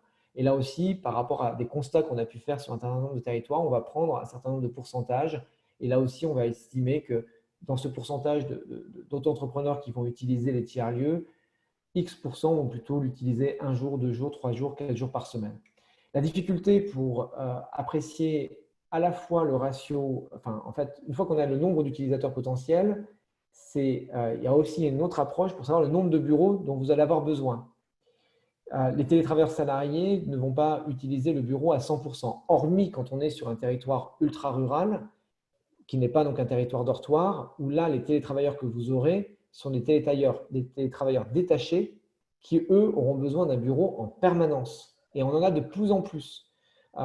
Si je prends l'exemple d'un de nos affiliés qui est sur le Val d'Amour, dans le Jura, ils viennent d'accueillir des salariés d'une entreprise informatique qui ne trouvait pas sur son territoire de codeurs. Il s'avère que les codeurs habitent tout près du tiers-lieu Relais Entreprise de Chamblay et donc l'entreprise va louer des bureaux dans le tiers-lieu Relais Entreprise de Chamblay. Mais vous voyez, c'est du télétravailleur salarié à 100% parce qu'on est sur un territoire rural. Et là, donc, youpi, le bureau est occupé à 100%, donc on a les 10 mètres carrés occupés à 100%. Dans d'autres territoires, on a des télétravailleurs qui utilisent le bureau 2 jours par semaine. Et donc, vous pouvez relouer ce même bureau à une autre personne les 3 autres jours de la semaine. Et la difficulté pour le gestionnaire d'un tiers-lieu, c'est de pouvoir combiner comme ça les surfaces, enfin l'usage des surfaces, et de pouvoir idéalement occuper les 5 jours par différentes personnes qui vont se répartir les bureaux. Au-delà de l'étude quantitative, on aime faire une étude dite qualitative. Donc, c'est une enquête auprès de la population. Alors ça, c'est surtout valable quand le projet est porté ou soutenu par la collectivité locale qui a plus de facilité à relayer l'information auprès de la population dans le cadre de son bulletin municipal ou bulletin communautaire, sur le site internet ou idéalement quand elle a des solutions comme Nous Ensemble, qui est une plateforme de communication un peu style Facebook mais locale, ou des panneaux d'affichage. Et là, ce qui est très intéressant quand on mène nous ces études, alors on n'a pas 1000 réponses sur un territoire d'une Comcom où il y a 20 000 habitants, on va avoir 150, 200 réponses. Mais ce qui est intéressant, c'est que sur les 150, 200 réponses, on a généralement entre 40 et 50% des répondants qui laissent leurs coordonnées. Et donc là, on est dans une approche presque pré-commerciale qui va permettre d'identifier les futurs utilisateurs que l'on va pouvoir ensuite inviter dans des réunions de co-construction. Ces ateliers de co-construction, ils sont importants parce qu'ils vont permettre aussi de faire sortir du bois les éventuels porteurs de projets, mais aussi les éventuels animateurs de tiers-lieux qui ne sont pas forcément des porteurs de projets au sens investissement dans le lieu, et bien sûr identifier les futurs utilisateurs pour créer cette communauté, notamment quand il s'agit d'avoir un lieu plutôt orienté vers les auto-entrepreneurs. Et ça crée comme ça une émulation positive pour pouvoir ensuite affiner le modèle économique, la politique tarifaire et même l'aménagement du lieu. Parce qu'en fonction des publics que l'on aura sur un territoire, ben, c'est ce qui va déterminer si on met des bureaux individuels, des bureaux doubles, des espaces ouverts, parce que ben, si on est sur les télétravailleurs salariés, ce sera plutôt des bureaux individuels qui vont garantir la confidentialité. Si c'est plutôt des entrepreneurs en devenir, on va avoir plutôt des espaces ouverts parce qu'ils seront plutôt désireux de pouvoir favoriser les échanges, puis ils n'auront pas forcément les moyens de se payer un bureau individuel. Et si ce sont des entreprises matures, on sera plutôt sur des bureaux doubles, parce que souvent, ce qui motive un entrepreneur mature à prendre un bureau double, c'est l'embauche du premier collaborateur ou l'embauche d'une stagiaire. Vous voyez, par exemple, je vous parle d'un premier tiers-lieu, donc qui est celui de Rio Volvestre, et au mois de juin, on a accueilli pendant un mois un entrepreneur qui développe des sites web parce qu'elle avait une stagiaire pendant un mois et donc elle a pris un bureau pendant un mois, le temps de former cette stagiaire et ensuite elle a continué à être nomade et à travailler de chez elle un peu partout chez ses clients et elle avait moins besoin de bureau. Voilà. Donc ces réunions de construction, on les organise le soir, c'est des ateliers de 2 heures. On vient avec 2 animateurs, il faut un double animateur, mais c'est hyper important d'organiser. C'est vraiment une façon aussi d'impliquer les élus aussi d'un territoire pour que tout le monde s'approprie bien le sujet et éviter, une fois de plus, j'insiste beaucoup, qu'il y ait des incompréhensions ou parce qu'il existe déjà un tiers-lieu, que le tiers-lieu existant se voit dépossédé du sujet par rapport à l'initiative que pourrait être amené à apporter tel ou tel acteur public ou privé. Et ça évite surtout qu'il y ait des concurrences frontales de lieux qui se configurent alors qu'il y en a un juste à côté, mais comme ils ne se connaissaient pas, forcément, ils vont ouvrir le même jour ou à quelques jours d'intervalle. Donc là, au moins, on est sûr d'avoir couvert l'ensemble des bassins de vie. Là aussi, c'est un projet, Florence l'évoquait, c'est un projet de territoire, c'est un projet qui doit être mené avec un maximum de concertation et il est important vraiment d'interroger les personnes ressources d'un territoire. Alors, ils sont très nombreux, que ce soit le conseil régional, le département, les pôles d'équilibre, les Comcom, les communes, enfin bref, tous ceux qui sont autour des questions de développement économique parce qu'ils vont être soit financeurs, il y a énormément de subventions autour de cette question des tiers-lieux, des espaces de coworking. Il y a des AMI dans pratiquement toutes les régions ou des subventions à l'exploitation, des subventions à l'investissement. La région Île-de-France a relancé son AMI. Celle de la région Grand Est se termine fin août. Enfin, donc la liste est très très longue. Vous avez les départements qui soutiennent les tiers-lieux, vous avez l'État, vous avez l'ADEME, vous avez effectivement beaucoup de subventions. Mais vous avez aussi des prescripteurs, tous ceux qui sont en contact avec les entrepreneurs, les boutiques de gestion, les plateformes d'initiative, les chambres de commerce, les chambres des métiers. Et ça va être surtout important aussi de bien déterminer le qui fait quoi entre la gestion du lieu, l'exploitation du lieu donc, et l'animation du lieu ou l'animation du territoire. Ça sera un tableau que j'aurai l'occasion d'évoquer parce qu'on mélange un peu tout souvent sur cette thématique entre gestion, commercialisation, et animation du lieu, parce que derrière tout ça, il y a une question importante de la masse salariale, de combien ça coûte pour vraiment porter tous ces projets. Et une fois qu'on a apprécié le potentiel, qu'on a pu recenser ce qui existait déjà, que l'on a pu savoir qui faisait quoi sur un territoire, on va regarder le volet IMO. Et pour le volet IMO, il y a forcément un propriétaire. Et c'est là où on est souvent interrogé pour savoir quel est le rôle de la collectivité, si tant est qu'elle doit jouer un rôle, mais c'est essentiel et Florence pourra de nouveau en témoigner. C'est un sujet qui est tellement au cœur des préoccupations des citoyens et un service qui devient maintenant indispensable dans un territoire que la collectivité ne peut pas être absente en matière de réponse. Maintenant, quel est son degré d'implication? Soit elle possède le foncier et elle porte les investissements et elle gère son lieu, elle a porté l'investissement, elle le gère. On a plein de collectivités comme ça qui ont été jusqu'au bout de la démarche. Elles ont fait l'étude, elles ont effectivement identifié parmi les bâtiments publics disponibles quels pouvaient être les bâtiments qui pouvaient être réutilisés. Je prenais l'exemple de la communauté commune du Val d'Amour. C'est ces anciens locaux de la Comcom qui ont été utilisés pour les transformer en tiers-lieu d'activité. Sur Bessières, c'est une ancienne école maternelle qui a été transformée en tiers-lieu. Bessières, c'est au nord de Toulouse. Bon, voilà.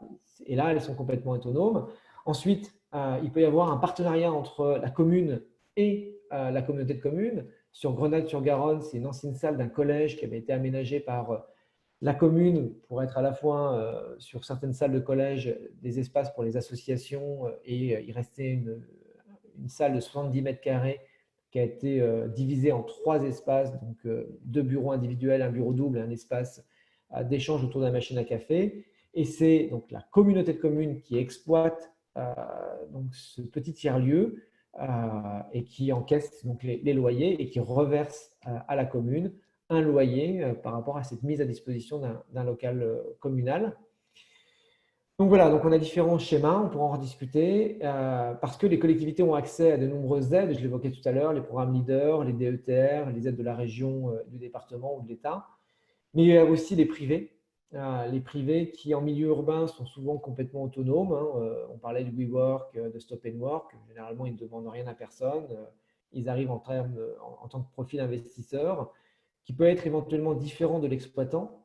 Et je sais qu'il y a pas mal de SEM aussi qui nous écoutent et qui, effectivement, se posent la question dans le cadre d'un aménagement en tant que promoteur aussi, est-ce qu'il y a la place pour faire une promotion qui derrière va motiver un investisseur qui lui-même ne sera pas un exploitant?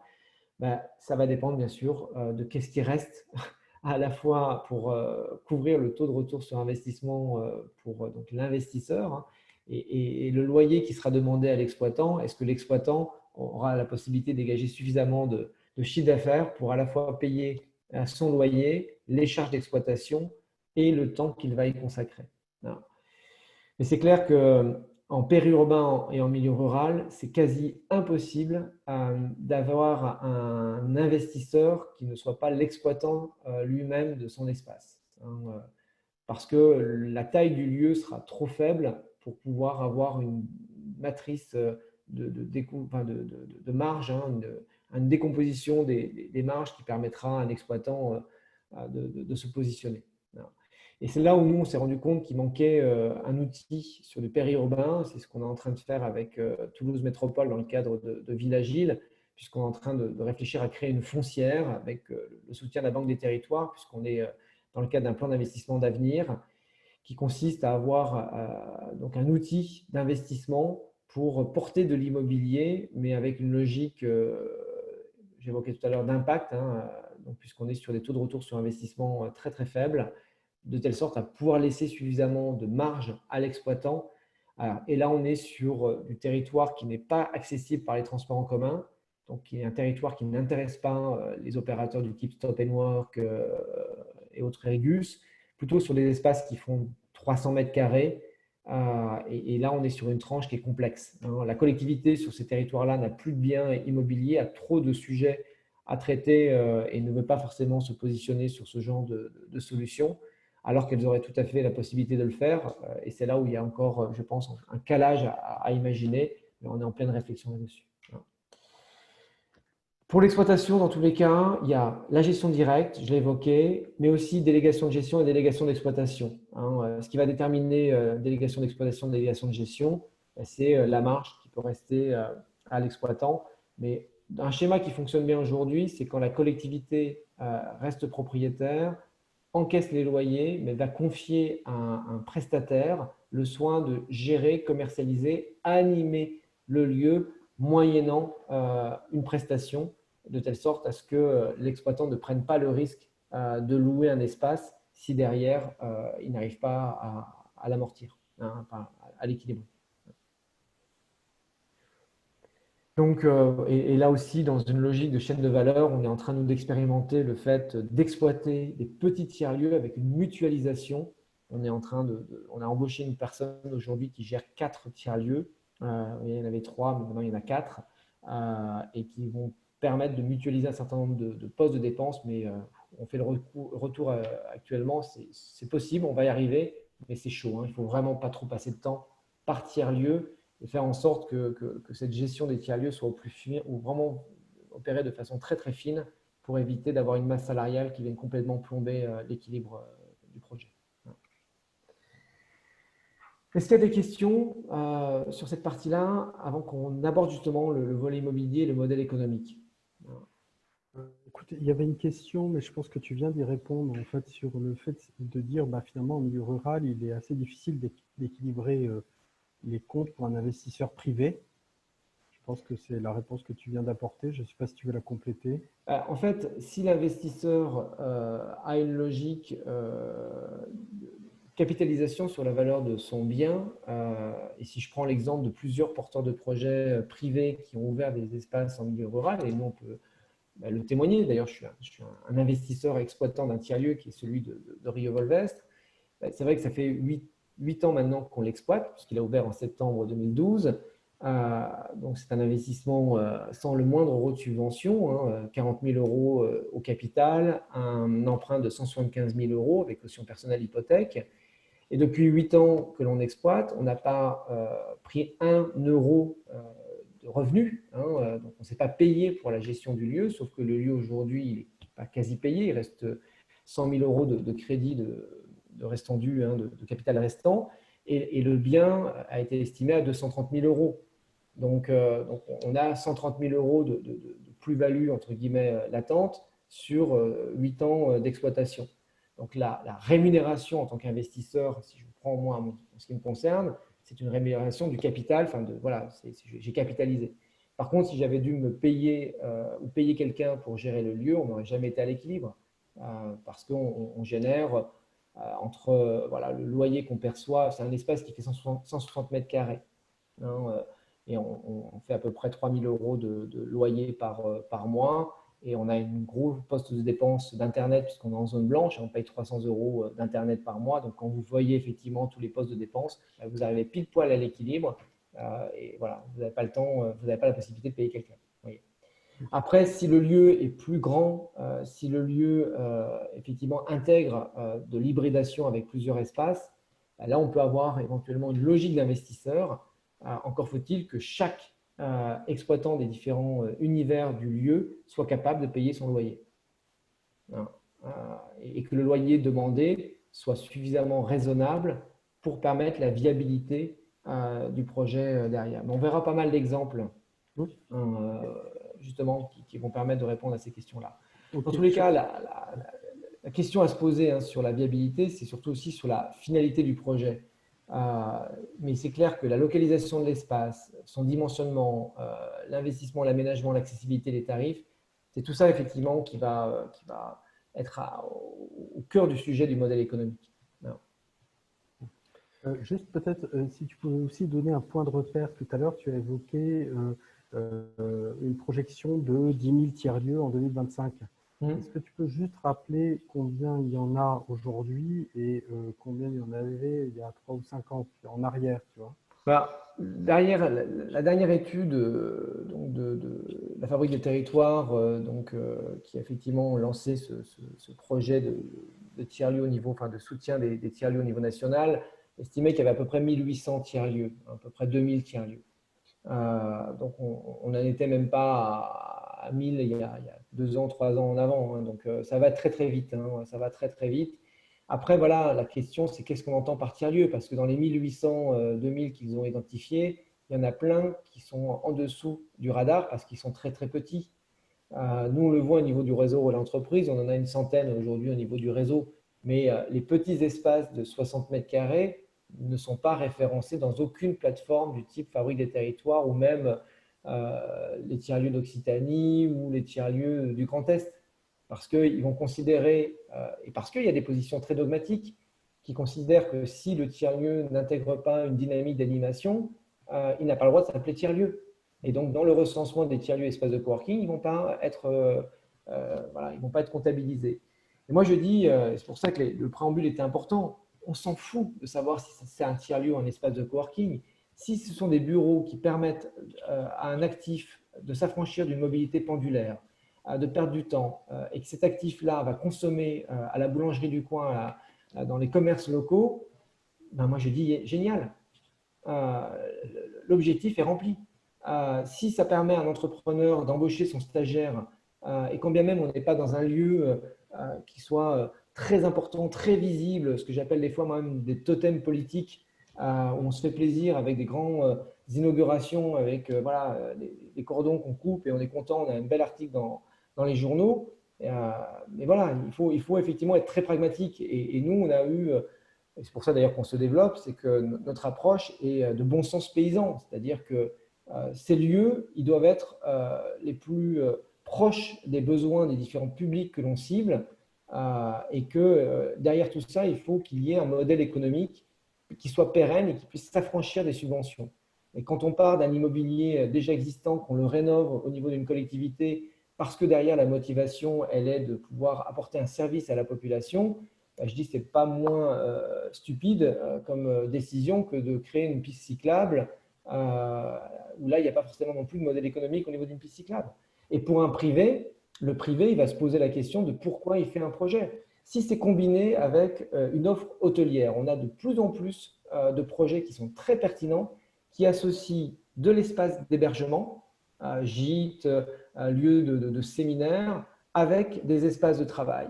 Et ça, ces projets-là, ils ont énormément de sens pour accueillir des futurs habitants, pour être des points d'ancrage d'une population qui aura peut-être besoin de façon très ponctuelle de se mettre au vert pour faire un séminaire, travailler, une start-up qui est en ville, qui se dit, allez, il faut qu'on finisse notre business plan, on va pitcher, on a besoin de se mettre au vert, donc, et on va aller dans un espace qui propose à la fois l'hébergement et un espace de travail, un peu comme on peut le faire avec les séminaires. Ça peut être aussi la population locale, mais ça peut être aussi des futurs habitants du territoire. Et nous qui sommes beaucoup sur cette thématique actuellement de l'exode urbain, on sent bien, et je pense à des projets en Bretagne, je pense notamment au Bigoudin Makers, qui est un projet qui va voir le jour dans un ancien hôtel qui va être aménagé à la fois en logement meublé, en espace de travail, avec en plus une boutique des produits locaux, tout ça en plein cœur de Pont-l'Abbé. Ça a énormément de sens. On a un autre porteur de projet qui est dans le domaine du sport et qui a fait toute une thématique autour d'un espace de travail, mais aussi tout un travail autour du coaching avec le sport à la clé. C'est une ancienne championne olympique. Bon, voilà, il y a plein, ça peut être autour du monde du cheval, enfin, il y a plein, effectivement, ou du vin, parce que je sais qu'il y a un porteur de projet qui est dans un domaine viticole tout près d'une grande ville. Donc oui, ça a du sens pour les porteurs de projets privés, parce qu'ils vont avoir une offre globale, et d'ailleurs, ça va renforcer l'attractivité de leur chambre d'hôte ou de leur espace séminaire, parce qu'ils vont compléter la panoplie de leur offre. Beaucoup plus facile que certains porteurs de projets qui partiront d'une feuille blanche avec plein d'hybridation, mais qui nécessitera à chaque fois autant de modèles économiques que d'hybridation. Quand on parle d'hybridation, moi je fais souvent le parallèle aussi avec les galeries marchandes. On voit bien qu'il peut y avoir une dynamique de galerie marchande, mais que chaque cellule doit être rentable pour être capable de s'acquitter de son loyer. Donc là, c'est exactement pareil. Chaque mètre carré, il faut bien qu'on se pose la question de qui paye le mètre carré qu'on va utiliser. Dans tous les cas, dans la configuration immobilière, plus…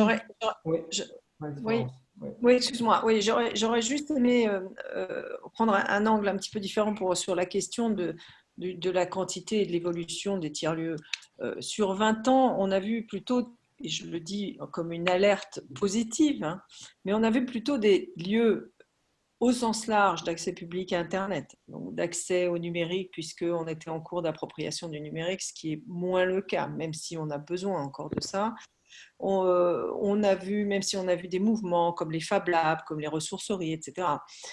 Et on a eu des périodes dans les années 2000, 2010 où il y avait vraiment, ça fleurissait partout puisqu'il y avait des programmes gouvernementaux qui soutenaient des démarches avec des tiers-lieux, soit généralistes, soit dédiés, et notamment dédiés au télétravail.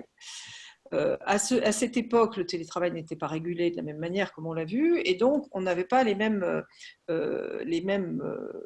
capacités d'organisation, notamment du point de vue des collectivités locales. Et j'aimerais juste reprendre un petit peu ce point de vue-là, parce que le ROI des collectivités locales, qui n'est peut-être pas en espèces sonnantes et trébuchantes, puisqu'en ce moment on leur demande plutôt sur les tiers-lieux d'investir en offrant des lieux, ce qui est tout à fait utile sur le plan du lien social et du service rendu, mais c'est vrai qu'elle commence aussi à se poser la question en retour. Alors en retour, évidemment, c'est les bénéfices d'attractivité des territoires, mais moi, je vois d'autres bénéfices encore que ceux qui ont été cités jusqu'à maintenant, qui sont véritablement des bénéfices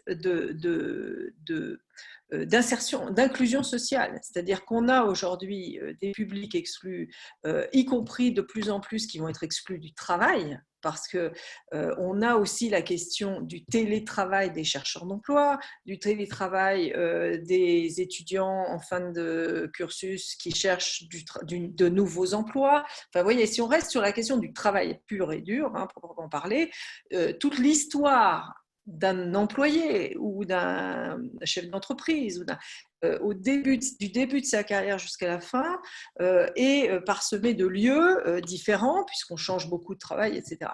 Donc, effectivement, le retour pour une collectivité locale, c'est d'assurer l'ancrage des populations qui voudraient rester dans leur territoire. Ça, je crois que c'est il y a beaucoup et je me permets parce que je vois qu'il y a beaucoup d'acteurs territoriaux parmi vous, que ce soit des agents, peut-être un ou deux élus. Et donc, effectivement, il faut prendre en compte cette façon d'ancrer les personnes dans le territoire parce qu'on va y ancrer l'activité en général. Et donc, le lieu de coworking, qui est un sujet vraiment spécifique de ces tiers-lieux qu'on traite aujourd'hui, il devient un point d'ancrage des populations dans le territoire. Et donc, c'est un enjeu d'urbanisme global. Et c'est d'ailleurs, je répète un peu certaines choses que tu as déjà évidemment évoquées, parce qu'on a fait un grand panorama, mais je me permets d'insister là-dessus, parce qu'il y a une vraie plus-value pour les collectivités à réfléchir à comment elles organisent non pas uniquement la mise à disposition de lieux, parce que je ne suis pas sûre que ce soit le plus difficile à trouver, mais la mobilisation des personnes sur un style de vie différent. Et donc, on travaille sur, vous savez, à une époque, on disait « habiter, c'est vivre ». Donc, c'était comment on habitait, comment on était dans quel type de logement, des logements sociaux, des logements sociaux, mais aussi des tours, des maisons, etc. Vous voyez. Et aujourd'hui, c'est comment on travaille. Et ce n'est pas uniquement théorique, c'est comment on travaille, probablement, malgré tout ce qu'on veut bien dire, mais là, c'est un choix politique aussi qu'il y a à faire, probablement comment on travaille moins, mais mieux. Comment on a plus d'activité personnelle qui fait qu'on est plus détendu, plus dans une vie active en dehors et qu'on ait fait plus de vie associative, etc. Et qu'on est donc animateur, le travailleur des tiers-lieux devient un animateur aussi de la collectivité dans laquelle il télétravaille. Notons que bien souvent, les collectivités où les gens télétravaillent ne sont pas dans le lieu où ils dorment, et ils peuvent même être encore ailleurs quand ils votent, puisqu'on a les personnes, c'est pas tant une histoire de mobilité, c'est une histoire d'obligation. C'est-à-dire que finalement, ils sont obligés de dormir dans une ville dortoir ou un village dortoir, d'ailleurs, il y en a beaucoup. Et puis, il y a beaucoup de villages dortoirs, c'est affreux. Enfin, il y a quelque chose, effectivement, sur l'attractivité du territoire à retravailler. Et puis, ensuite, ils sont inscrits sur les listes électorales d'un lieu où ils ont leur appartement dans lequel leur femme, dont ils sont séparés, vit avec les enfants, etc. Et puis, après, ils vont travailler ailleurs. Donc, il y a cette espèce de recréer une topologie de la ville étendue, et on l'avait traité notamment dans le modèle, dans le rapport qu'on a fait au ministre des Affaires étrangères sur est-ce qu'il y a un modèle français de la ville intelligente partagée, et l'idée c'était vraiment ce mot partagé, c'est-à-dire que partagé mais aussi en interterritorialité. Donc je vois qu'il y a des intercommunalités, notamment Paris Sud que je connais bien parmi vous, et c'est intéressant parce que je sais qu'il y a des tentatives dans ce sens-là, et ça rejoint un point sur lequel je voulais insister, c'est que ce n'est pas simplement pour une collectivité mettre un lieu à disposition, c'est bien ce que Dominique appuie, c'est le travail en réseau, c'est-à-dire y compris la conception du projet en logique de réseau. Et donc, je crois beaucoup au modèle des intercommunalités qui vont, et on le voit par exemple au Pays des Achards ou dans d'autres lieux, où ils ont fait des modèles assez proches de Dominique, mais je crois pas qu'il travaille, je suis pas sûre qu'il travaille avec vous, mais si, c'est nous qui avons travaillé pour eux. Non, excuse-moi, oui, il y a eu voilà, mais Voilà, donc il y a beaucoup d'interco qui font avec succès cette logique de maillage. Donc, ce n'est pas des petits projets nécessairement, ça peut être des grands projets. On est en début de mandature et c'est le moment d'inscrire vraiment des sorties de terre éventuellement dans 3, 4, 5, 6 ans hein, pour une succession de lieux qui pourront se construire petit à petit, dont le réseau peut se construire petit à petit, mais pas nécessairement. Moi, je suis assez pour qu'on réfléchisse à des réseaux où on va sortir 6-7 lieux d'un seul coup parce qu'ils vont faire sens. On l'a vu avec les logiques du cyberbase quand on était dans des lieux dédiés à d'autres objets, moins de télétravail, quoi qu'il y ait eu beaucoup de télétravail finalement. Quand on a fait les lieux médiathèques, je dis on parce qu'on était beaucoup dans ces mouvements-là, mais quand on a mis en réseau des médiathèques, des bibliothèques qui sont devenues des médiathèques, qui sont devenues des lieux de travail pour des étudiants, pour des personnes en recherche d'emploi, etc., et qui eux-mêmes après ont voulu revenir parfois télétravailler, eh bien, ça a fonctionné et c'était des grands projets. Ce n'est pas uniquement des petits projets. C'est ça que j'essayais de dire de ce point de vue-là. Merci Florence, parce que justement, cette logique de maillage, c'est ce que j'évoque dans cette logique de maillage cohérent. C'est-à-dire qu'on se rend compte qu'il doit y avoir des lieux un peu totems, des lieux majeurs, des lieux structurants, où là, il y a salle de réunion, espace de rencontre, solutions de visio, des vrais lieux d'échange où il peut y avoir un certain nombre de dynamiques d'animation. Ça peut être le QG d'un club d'entreprise, ça peut être l'endroit où les professionnels prennent plaisir à venir présenter des ateliers, animer des formations. Et puis ensuite, des petits lieux d'hyper proximité, donc très fonctionnels, qui vont mailler le territoire avec effectivement des petits bureaux, près d'une boulangerie, dans un local d'une commune, d'une communauté de communes, avec minimum quand même 3 postes de travail. Pourquoi? Pour qu'il y ait quand même un peu de lien social autour de la machine à café. Hein, même s'il n'y a pas un animateur qui sera là pour dire que M. Durand doit dire bonjour à M. Dupont, parce que ça se fait naturellement, mais c'est dans tous les cas des lieux qui vont être hyper fonctionnels et qui peuvent d'ailleurs être intégrés proche d'une médiathèque, dans des locaux d'une mairie, à côté d'une petite épicerie, d'une crèche. Hein. Donc là, on a un cas concret justement de maillage à l'échelle d'un territoire de montagne. On voit bien qu'en faisant les isochrones des différents lieux, on s'est rendu compte qu'on couvrait les différents bassins de vie des différentes vallées. Là, c'est la vallée du Louron, près de Lannemezan, avec des petits espaces, avec une programmation entre 2017 et 2018 de lieux mineurs, de lieux majeurs, qui permettent effectivement de couvrir l'ensemble des bassins de vie, parce que quand vous êtes sur cette vallée-là, vous n'allez pas faire tout le tour pour aller sur Saint-Lary alors que vous habitez Lannemezan. Hein. Et puis, ben voilà, dans des exemples de lieux aussi qui appartiennent aussi au réseau Relais Entreprise, on peut avoir des espaces comme celui-ci qui illustrent bien la pertinence d'un lieu hybride. Mais quand on dit hybride, là, en l'occurrence, au rez-de-chaussée, on a une boucherie, on a une crèche qui s'est installée ici, là, on a une clinique vétérinaire, en face, on a un bar à tapas, et tout ça dans un ensemble en plein milieu des habitations sur la route qui mène à Toulouse, sur un territoire qui est à une quinzaine de kilomètres, même pas une dizaine de kilomètres de Toulouse, mais en fait, ce n'est pas les kilomètres qui est important, c'est le temps qu'on met pour se rendre sur les zones d'activité de Blagnac. Et là, c'est purement et simplement impossible tellement c'est saturé. Et là, on a un projet avec 4 800 € de loyer perçu, on a des charges, il reste 3 100 € qui peut permettre de couvrir un amortissement et de payer un peu le temps qu'on a y consacré. Ce projet-là est intéressant aussi. Je vous invite vraiment à voir ce qui a été fait par Émeric Bondelu. Il est sur Armentières. Il a porté un projet de SIC et avec un partenariat public-privé avec la collectivité, avec un engagement avant travaux d'un employeur qui n'est pas un des moindres puisque c'est l'Institut catholique de Lille, la Cato, qui en fait, face à l'évolution de sa masse salariale, a décidé de mettre en place le télétravail. Alors, pour la petite histoire, ils sont un peu gaufrés au départ dans la présentation du projet parce qu'ils ont annoncé à un certain nombre de collaborateurs qu'il n'y aurait pas assez de place pour eux à Lille et qu'ils allaient donc devoir aller travailler ailleurs. Et donc, les collaborateurs se sont sentis un peu exclus en disant « mais pourquoi nous, on n'a pas le droit d'avoir des bureaux à Lille ?» Et après, on a fait un rétropédalage pour dire, mais finalement, c'est une très bonne opportunité qu'on vous offre parce que ça va vous éviter de perdre du temps dans les transports. Donc, ils auraient dû présenter comme ça le sujet plutôt que de dire qu'on n'a pas assez de place pour tout le monde et que ça nous évitera de construire des bureaux et qu'on préfère avoir des bureaux là où habitent les collaborateurs. Et ce lieu, il a à peine ouvert, qu'il est déjà pratiquement saturé. avec une vraie dynamique d'effervescence. Mais vous voyez, dans l'accompagnement de ce porteur de projet privé, au départ, effectivement, il avait un modèle économique où il animait des formations et le chiffre d'affaires qu'il générait dans l'animation des formations permettait de couvrir les charges d'exploitation du lieu. Et je lui dis, mais ça ne marche pas ton truc. Parce qu'en l'occurrence, il était indemnisé Pôle emploi et donc il n'avait pas besoin forcément de se dégager une rémunération puisqu'il avait son, entre guillemets, son sponsor. Mais je lui dis, mais attends, à partir du moment où tu n'auras plus ton sponsor, comment tu vas faire si le chiffre d'affaires que tu génères dans tes formations est intégralement reversé pour payer les charges d'exploitation du lieu?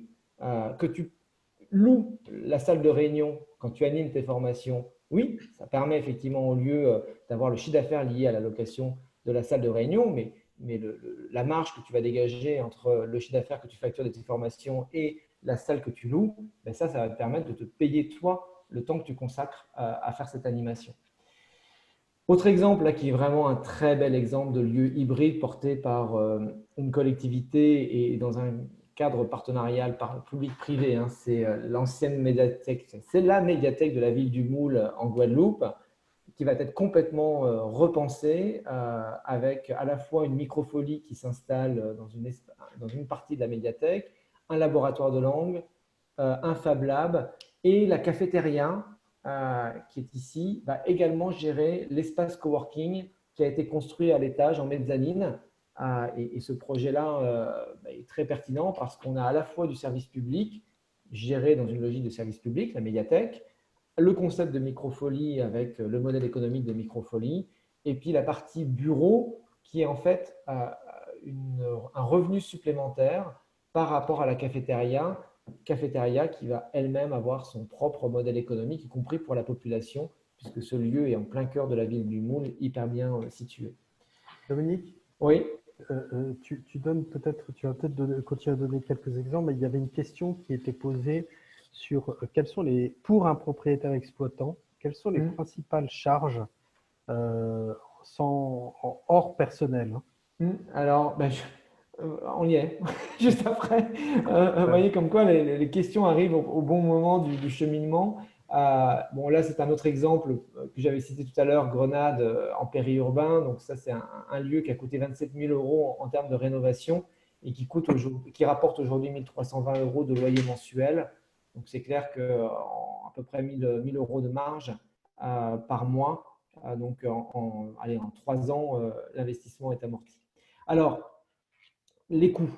On a effectivement les grosses œuvres et secondes œuvres. Là, j'ai donné quelques exemples de ce qu'on a pu constater pour de la réhabilitation. Généralement, 500 € pour de la petite rénovation cosmétique, 1 000 € dès qu'il y a un peu de cloisonnement intérieur et qu'on refait sol et plafond, 1 500 € dès qu'on doit refaire un peu de reprise de toiture et de façade, et 2 000 € quand on est vraiment sur la construction ou la grosse rénovation.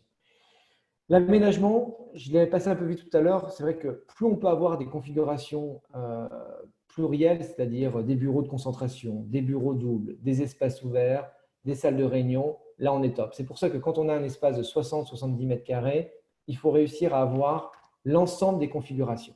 On a même nous développé un concept un peu de tiers-lieu clé en main qui sont développés sur des modules préfabriqué, entre guillemets, mais j'aime pas le terme préfabriqué. J'arrive pas à trouver le terme pour dire que c'est quand même du qualitatif, mais qu'on peut transporter, qu'on peut arriver sur un territoire en attendant justement qu'une construction ou qu'une rénovation soit faite. Et dans cette configuration, j'ai pas pensé à remettre les plans, ça pourrait être intéressant de les mettre à ce moment-là, mais on a du bureau une personne, du bureau double, du bureau triple et un espace ouvert autour de la machine à café qui peut être aussi un espace utilisé pour les nomades. Et là, on a toutes les configs qui collent à tous les types de besoins. Voilà. Mais par contre, ce qui est un point important, c'est qu'il faut soigner le design et l'acoustique. Donc, soigner l'espace de convivialité, avoir effectivement du mobilier. Alors, on a deux types de mobilier. On a du mobilier neuf ou du mobilier qui peut être reconditionné, qui peut être aussi en lien avec des valeurs autour du développement durable et du réemploi. Les clés connectées pour quelques bureaux, pour notamment quelques nomades. Mais c'est vrai que comme on s'adresse souvent à des usages récurrents, souvent il n'y a pas forcément besoin de mettre des clés connectées qui coûtent assez cher, même s'il y a de nombreuses innovations. il se passe beaucoup de choses dans le monde du nomadisme et on a parmi nous un acteur aujourd'hui qui propose aussi des solutions pour faciliter l'accès aux serveurs informatiques, l'accès donc informatique et faciliter ce travail des nomades. Donc, il pourra effectivement éventuellement intervenir s'il se manifeste. Mais quoi qu'il en soit, il faut vraiment que l'aménagement soit soigné. Et le compte d'exploitation prévisionnel, donc on a les loyers, donc ça c'est pour les recettes donc, qui intègrent la mise à disposition des espaces meublés. C'est le principe, parce que c'est vrai qu'on me pose encore la question, mais souvent maintenant c'est bien connu, le principe du coworking, c'est du all included. C'est-à-dire que quand vous facturez l'utilisation un jour par semaine, ça intègre la connexion Internet, le ménage, le chauffage, l'électricité, voilà, on n'a rien d'autre à payer. Ensuite, donc, on a effectivement des tarifs qui peuvent être définis en fonction de la flexibilité proposée. En fait, plus il y a d'engagement et moins c'est cher. C'est-à-dire qu'un bureau un jour par semaine, ce n'est pas 1/5 du tarif pour celui qui utilise le bureau à temps plein. Plus vous utilisez 2 jours dans la semaine, moins le coût à la journée est important. Et c'est un tarif qui peut éventuellement être différent suivant les profils. Je prends l'exemple de Carignan ou même de Bessières. Les télétravailleurs salariés ne payent pas la même chose que les entrepreneurs, considérant que le télétravailleur va générer une externalité positive sur le territoire, puisqu'il va devenir, tu l'évoquais tout à l'heure Florent, tu vas avoir des habitants qui vont redevenir des vivants du territoire. Un télétravailleur qui va effectivement rester sur son territoire pour travailler va consommer en local, va moins émettre de CO2, moins de tonnes CO2, enfin, moins de tonnes CO2, pardon. Et là, Florence, toi, et dans peut-être les collectivités qui nous écoutent, j'ai soumis à Patrice Joly, président de l'Association nationale des nouvelles ruralités, une idée que je t'avais également soumise, mais qu'il faut porter au niveau des parlementaires, le fait que la taxe sur la valeur ajoutée, alors ça va peut-être un peu technique pour les porteurs de projets privés, mais les collectivités vont bien comprendre ce que je veux dire par là, c'est qu'aujourd'hui, la CVAE, la taxe sur la valeur ajoutée, donc l'ancienne taxe professionnelle, est versée au territoire où se situe l'entreprise. Nous, on a considéré qu'elle serait plus pertinente d'être versée au prorata de la présence d'un télétravailleur là où il télétravaille et non pas là où il est affecté. Donc, si un salarié télétravaille 50% de son temps sur un territoire dortoir qui n'est pas le territoire administratif où se situe l'entreprise, ça serait intéressant que la collectivité récupère la fiscalité liée à cette entreprise. Ça éviterait de se battre pour faire venir des entreprises, alors qu'il vaut mieux faire venir des actifs avec leur emploi plutôt que de faire venir une entreprise sur un territoire. Et parce que ce n'est pas parce qu'une entreprise va s'installer sur une zone d'activité qu'elle va embaucher les habitants du territoire. Elle peut très bien embaucher des habitants d'un autre territoire qui vont venir se déplacer sur la zone d'activité. Alors certes, vous aurez la fiscalité, mais vous n'aurez pas forcément ce ratio emploi-habitat qui soit le plus pertinent, le rapprochement emploi-habitat. On est vraiment dans cette logique aussi de la France du quart d'heure. Si on pouvait avoir des lieux qui permettent à la fois dans la même journée, dans le même quart d'heure, de vivre, travailler, consommer. On est de plus en plus, nous, embarqués dans les revitalisations des bourgs-centres ou des petites villes. Et combien de fois on dit, mais il faudrait que dans les bourgs-centres, on alterne commerce, habitation, bureau, commerce, habitation, bureau, de telle sorte à créer cette porosité, cet vraiment aménagement multifonctionnel qui éviterait qu'on doive se déplacer à chaque fois que l'on a besoin d'une fonctionnalité. Parce que ce qui nous arrive en termes de problématiques de mobilité, c'est qu'on a aménagé le territoire. Tu parlais d'urbanisme tout à l'heure, Florence, mais des lieux où on dort, les zones pavillonnaires, des lieux où on consomme, les zones commerciales, les lieux où on travaille, les zones d'activité, les zones de bureaux. Et à chaque fois, les mêmes mobilités aux mêmes heures et des territoires qui se vident aux mêmes périodes de la semaine. Nous, on le voit, le relais entreprise du Volves a été installé en face d'une crèche dans une zone pavillonnaire près d'une maison de retraite. La journée, parce qu'on est quand même sur un territoire dortoir, la plupart des habitants de la zone pavillonnaire quittent la zone pour aller sur Toulouse, alors que ceux qui viennent travailler au relais entreprise arrivent, et donc on n'a pas de problème de stationnement, bien au contraire. Et en plus, on a des petits avantages, c'est que même en termes de cambriolage, la journée, il y a du monde, donc on surveille les maisons où il n'y a personne, et le soir et le week-end, c'est l'inverse, c'est que les voisins qui sont autour du relais entreprise du Volvers surveillent les bureaux, alors que dans une zone d'activité, il n'y a personne et vous devez payer du gardiennage ou arriver le lundi matin, on vous rend compte que vous avez été cambriolé. Alors, Sur les comptes d'exploitation en termes de revenus, vous avez les marges sur la photocopie, sur le café, mais ça neutralise la location de photocopieur. Alors, on rentre dans le détail, mais souvent on pose la question, est-ce qu'on doit intégrer le café dans le prix du loyer? C'est à déconseiller parce que ça peut être vraiment un centre de coût important. Et donc, de plus en plus, les espaces de coworking font payer le café.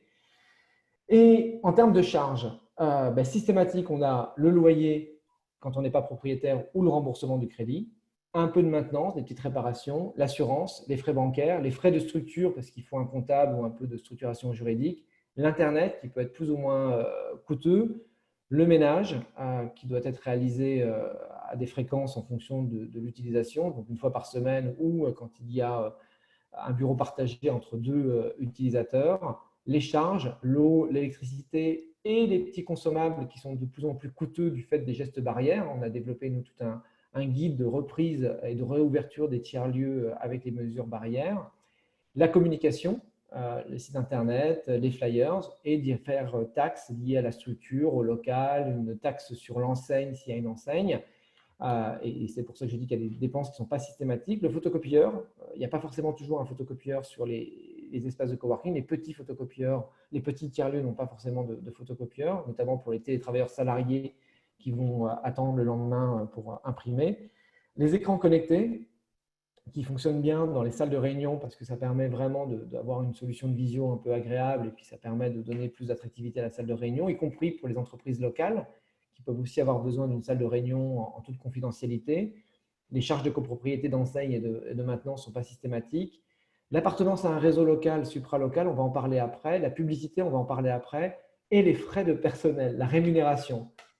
Et en fait, je dis la rémunération, c'est ce qui reste ou pas pour couvrir le temps passé à la gestion de l'immobilière ou pour la rentabilité de l'investissement, au-delà de la valeur du capital. Et ça, c'est pour ça que c'est écrit en rouge, c'est le point important qui est le fait de bien dissocier le temps à consacrer à la gestion immobilière du temps consacré à l'animation du lieu.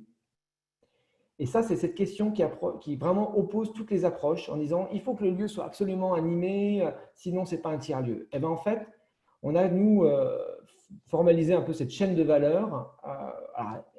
Elle est sûrement à compléter, mais qui permet de bien distinguer ce qu'on entend par communication, donc promouvoir le lieu, le faire connaître, la visibilité sur Internet, la visibilité dans les médias. Cette visibilité, ce n'est pas la commercialisation. La commercialisation, c'est de recevoir un appel, c'est de faire visiter le lieu, c'est de parler tarifs, c'est de préparer les contrats. Préparer les contrats, ce n'est pas gérer le lieu. Gérer le lieu, c'est assurer la conciergerie du lieu, s'assurer que les lumières fonctionnent, que la connexion Internet est efficiente. Voilà, c'est voir un peu le taux de remplissage, c'est l'occupation des bureaux. Et la gestion du lieu, ce n'est pas l'animation du lieu. Beaucoup de lieux s'animent par eux-mêmes, par la communauté de ceux qui utilisent le lieu. Ce n'est pas des ours qu'il y a dans les bureaux, ce sont des humains. Et à partir du moment où vous l'avez bien pensé, le lieu, et combien de fois, et juste ce soir, j'ai encore une réunion avec des architectes, mais je leur fais casser un certain nombre de cloisons où je fais réduire la longueur des bureaux pour élargir l'espace tisanerie en disant ce n'est pas parce que votre bureau fera 9 mètres carrés au lieu de 10 mètres carrés que ça changera la face du monde. Par contre, votre espace tisanerie, s'il passe de 2 mètres carrés à 6 mètres carrés, là, ça change tout. Parce que là, ça va être vraiment le point où on prendra plaisir à se retrouver. Et le fait qu'on ait ce point de rencontre nous permettra probablement de nous affranchir d'avoir quelqu'un pour créer la dynamique du lieu. Et d'ailleurs, je n'ai pas trop le temps de faire du rétropédalage parce qu'il est déjà pratiquement 17 heures. Mais effectivement, cette animation du lieu, elle doit être pensée avec les partenaires et que l'animation du lieu, ce n'est pas forcément l'animation du territoire. Il ne faut pas que le gestionnaire du lieu imagine régler à lui tout seul la dynamique d'effervescence des communautés du territoire, sachant qu'il y a souvent pléthore d'acteurs qui sont sur le territoire, les chambres de commerce, les boutiques de gestion. Donc ça, c'est un point important.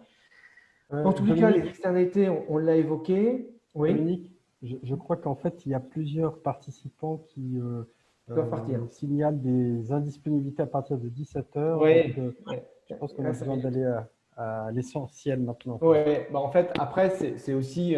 il me reste en gros 5 minutes pour effectivement prendre quelques questions et puis faire un peu de commercial pour l'entreprise parce qu'on délivre un peu cette connaissance, dans tous les cas, ces constats, ces retours d'expérience depuis plus de 8 ans que nous sommes sur ces sujets-là. Bon, bien sûr, derrière tout ça, il y a une volonté aussi de se faire connaître et d'expliquer ce que nous sommes capables de faire. Bon, dans tous les cas, on a parlé de la non-mobilité avec les certificats d'économie d'énergie, le lobbying. Je vous fais juste un petit focus, mais vous irez voir sur le site internet de Vivre Vert, qui est cette plateforme d'accompagnement de l'exode urbain dans lequel effectivement vous retrouvez tous les relais entreprises. Notre accompagnement, nous, est à la fois sur les études de dimensionnement, mais aussi l'assistance au démarrage de tiers-lieux. Et Florence, c'est clair, il y a eu beaucoup de tiers-lieux qui ont ouvert et aujourd'hui des tiers-lieux qui auront besoin de se repositionner, de se reposer des bonnes questions. Les élus vont découvrir que sur leur territoire, il y a un tiers-lieu, ils vont se dire mais c'est quoi ce truc? Est-ce que c'était comme ça qu'il fallait le faire? Donc on sera là pour les accompagner et éventuellement faire un rétropédalage et redimensionner en fonction effectivement de ce qu'on vient de se dire. Ensuite, on a cette démarche d'affiliation au réseau Relais Entreprise. Et si vous avez, et vous le verrez dans ce webinaire avec les liens, si vous avez le département du Cantal qui a pourtant une longueur d'avance sur les usages du numérique, qui décide que l'ensemble de ces tiers-lieux du réseau CyberCantal tiers-lieux rejoignent le réseau Relais Entreprise, c'est qu'on a effectivement pu démontrer notre valeur ajoutée. Avec, et ça c'est un post que j'ai fait sur LinkedIn qui a permis de bien clarifier le qui fait quoi et qu'il ne faut pas confondre label, réseau, enseigne. Nous sommes aujourd'hui, nous, Relais Entreprise, la seule enseigne volontaire, contrairement aux enseignes intégrées que j'ai évoquées tout à l'heure, comme Stop Aid Work, Regus, Wojo, Startway ou eRéseau. C'est-à-dire que nous, les tiers-lieux gardent leur propre identité et tout en ayant leur propre identité, un peu comme Logis de France, que j'évoquais dans le secteur de l'hôtellerie, peuvent afficher leur appartenance à Relais Entreprise pour avoir une visibilité à l'échelle supralocale. Et ce n'est pas incompatible avec le fait d'appartenir à un réseau départemental comme CyberCantal tiers-lieu ou Coworking Vendée. Ce n'est pas incompatible avec le fait d'afficher un label de qualité comme celui délivré par Christian Olivry de Actipol 21, et je crois qu'il était parmi nous cet après-midi. Et ce n'est pas non plus incompatible avec le fait d'être visible dans des plateformes du type Néonomade, qui est un peu le booking.com, le hotel.com des tiers-lieux, pour les espaces notamment marchands, puisque vous avez aussi les espaces non marchands comme Office Rider ou Co-Home, qui permettent de vraiment faire apparaître des lieux qui ne sont pas forcément destinés à être des espaces coworking. Et puis, il y a aussi la démarche de syndicat qui est en cours avec Coworking France. Voilà, dans tous les cas, nous, on est sur vraiment une chaîne de valeur intégrée. Il est 58. Je peux éventuellement prendre quelques questions avant de dire au revoir à tout le monde. Et en tout cas, merci aux participants qui sont restés jusqu'à la fin, parce qu'on n'en a pas perdu beaucoup, comme la dernière fois. On a gardé pratiquement l'ensemble des participants. Donc, j'espère que ça a été enrichissant et que vous allez pouvoir retrouver tous ces éléments-là dans la vidéo et l'enregistrement qui vous sera envoyé. Des questions, dernière question avant éventuellement qu'on dise au revoir à tout le monde? Oui, il y avait une question à laquelle pas répondu, c'était de savoir comment attirer en fait des télétravailleurs salariés pour un espace de coworking en milieu rural. Eh ben, en fait, c'est exactement ce qu'on est en train de voir. Quand on est vraiment en territoire ultra rural, il va falloir effectivement identifier les candidats à l'exode qui vont pouvoir, et ça va être Vivre Vert. Vivre Vert va être vraiment dans cette logique-là, puisqu'on a prévu que cette plateforme s'adresse à des télétravailleurs salariés qui ne seront pas sur un territoire dortoir, donc qui ne seront pas sur les déplacements pendulaires, et qui vont effectivement rechercher des tiers-lieux.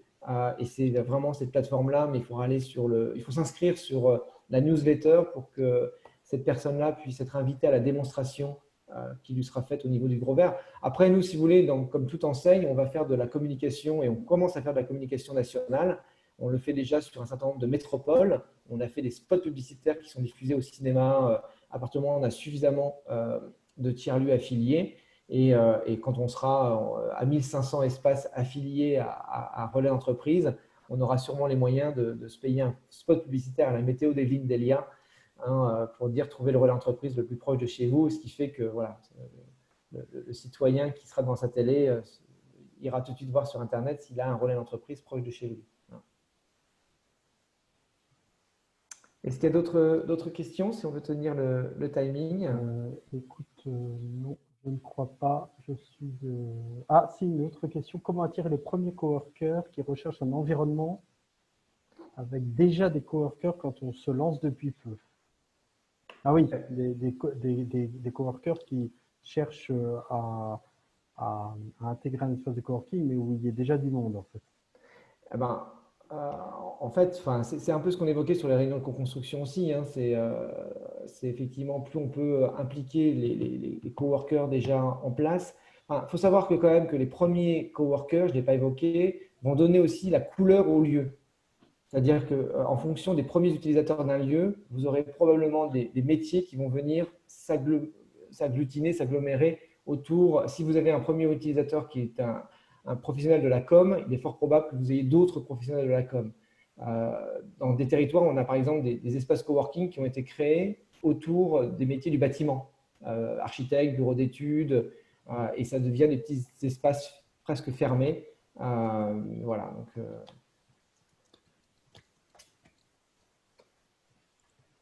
Ok, je crois qu'on a fait le tour, Dominique. Ok, très bien, on va tenir le timing. Je me permets juste de rajouter dans le chat le lien vers la plateforme Vivre au Vert, Oui. dont la mise en ligne est proche. Voilà, la mise en ligne est proche puisqu'on a prévu de mettre en ligne cette plateforme le 20 juillet et c'est vraiment une très grosse innovation. On l'a développée avec 4 développeurs et que pour la petite histoire, je n'ai jamais rencontré physiquement puisque c'est une aventure qui est née pendant la période de confinement et 4 associés à mes côtés se sont réunis autour de cette société Vivre au Vert. C'est peut-être pour ça que j'ai mis un quadruple W devant Ah Vivre ouais, au là, Vert. c'est carrément du grand numérique, là. Un quadruple W, là, je pense qu'on est… voilà. Donc, dans tous les cas, n'hésitez pas à revenir vers nous si vous avez des questions spécifiques. On se tient à votre disposition. Et voilà. Merci à vous. Encore merci Florence, merci Étienne. On peut arrêter l'enregistrement et moi, je vais arrêter le partage et on aura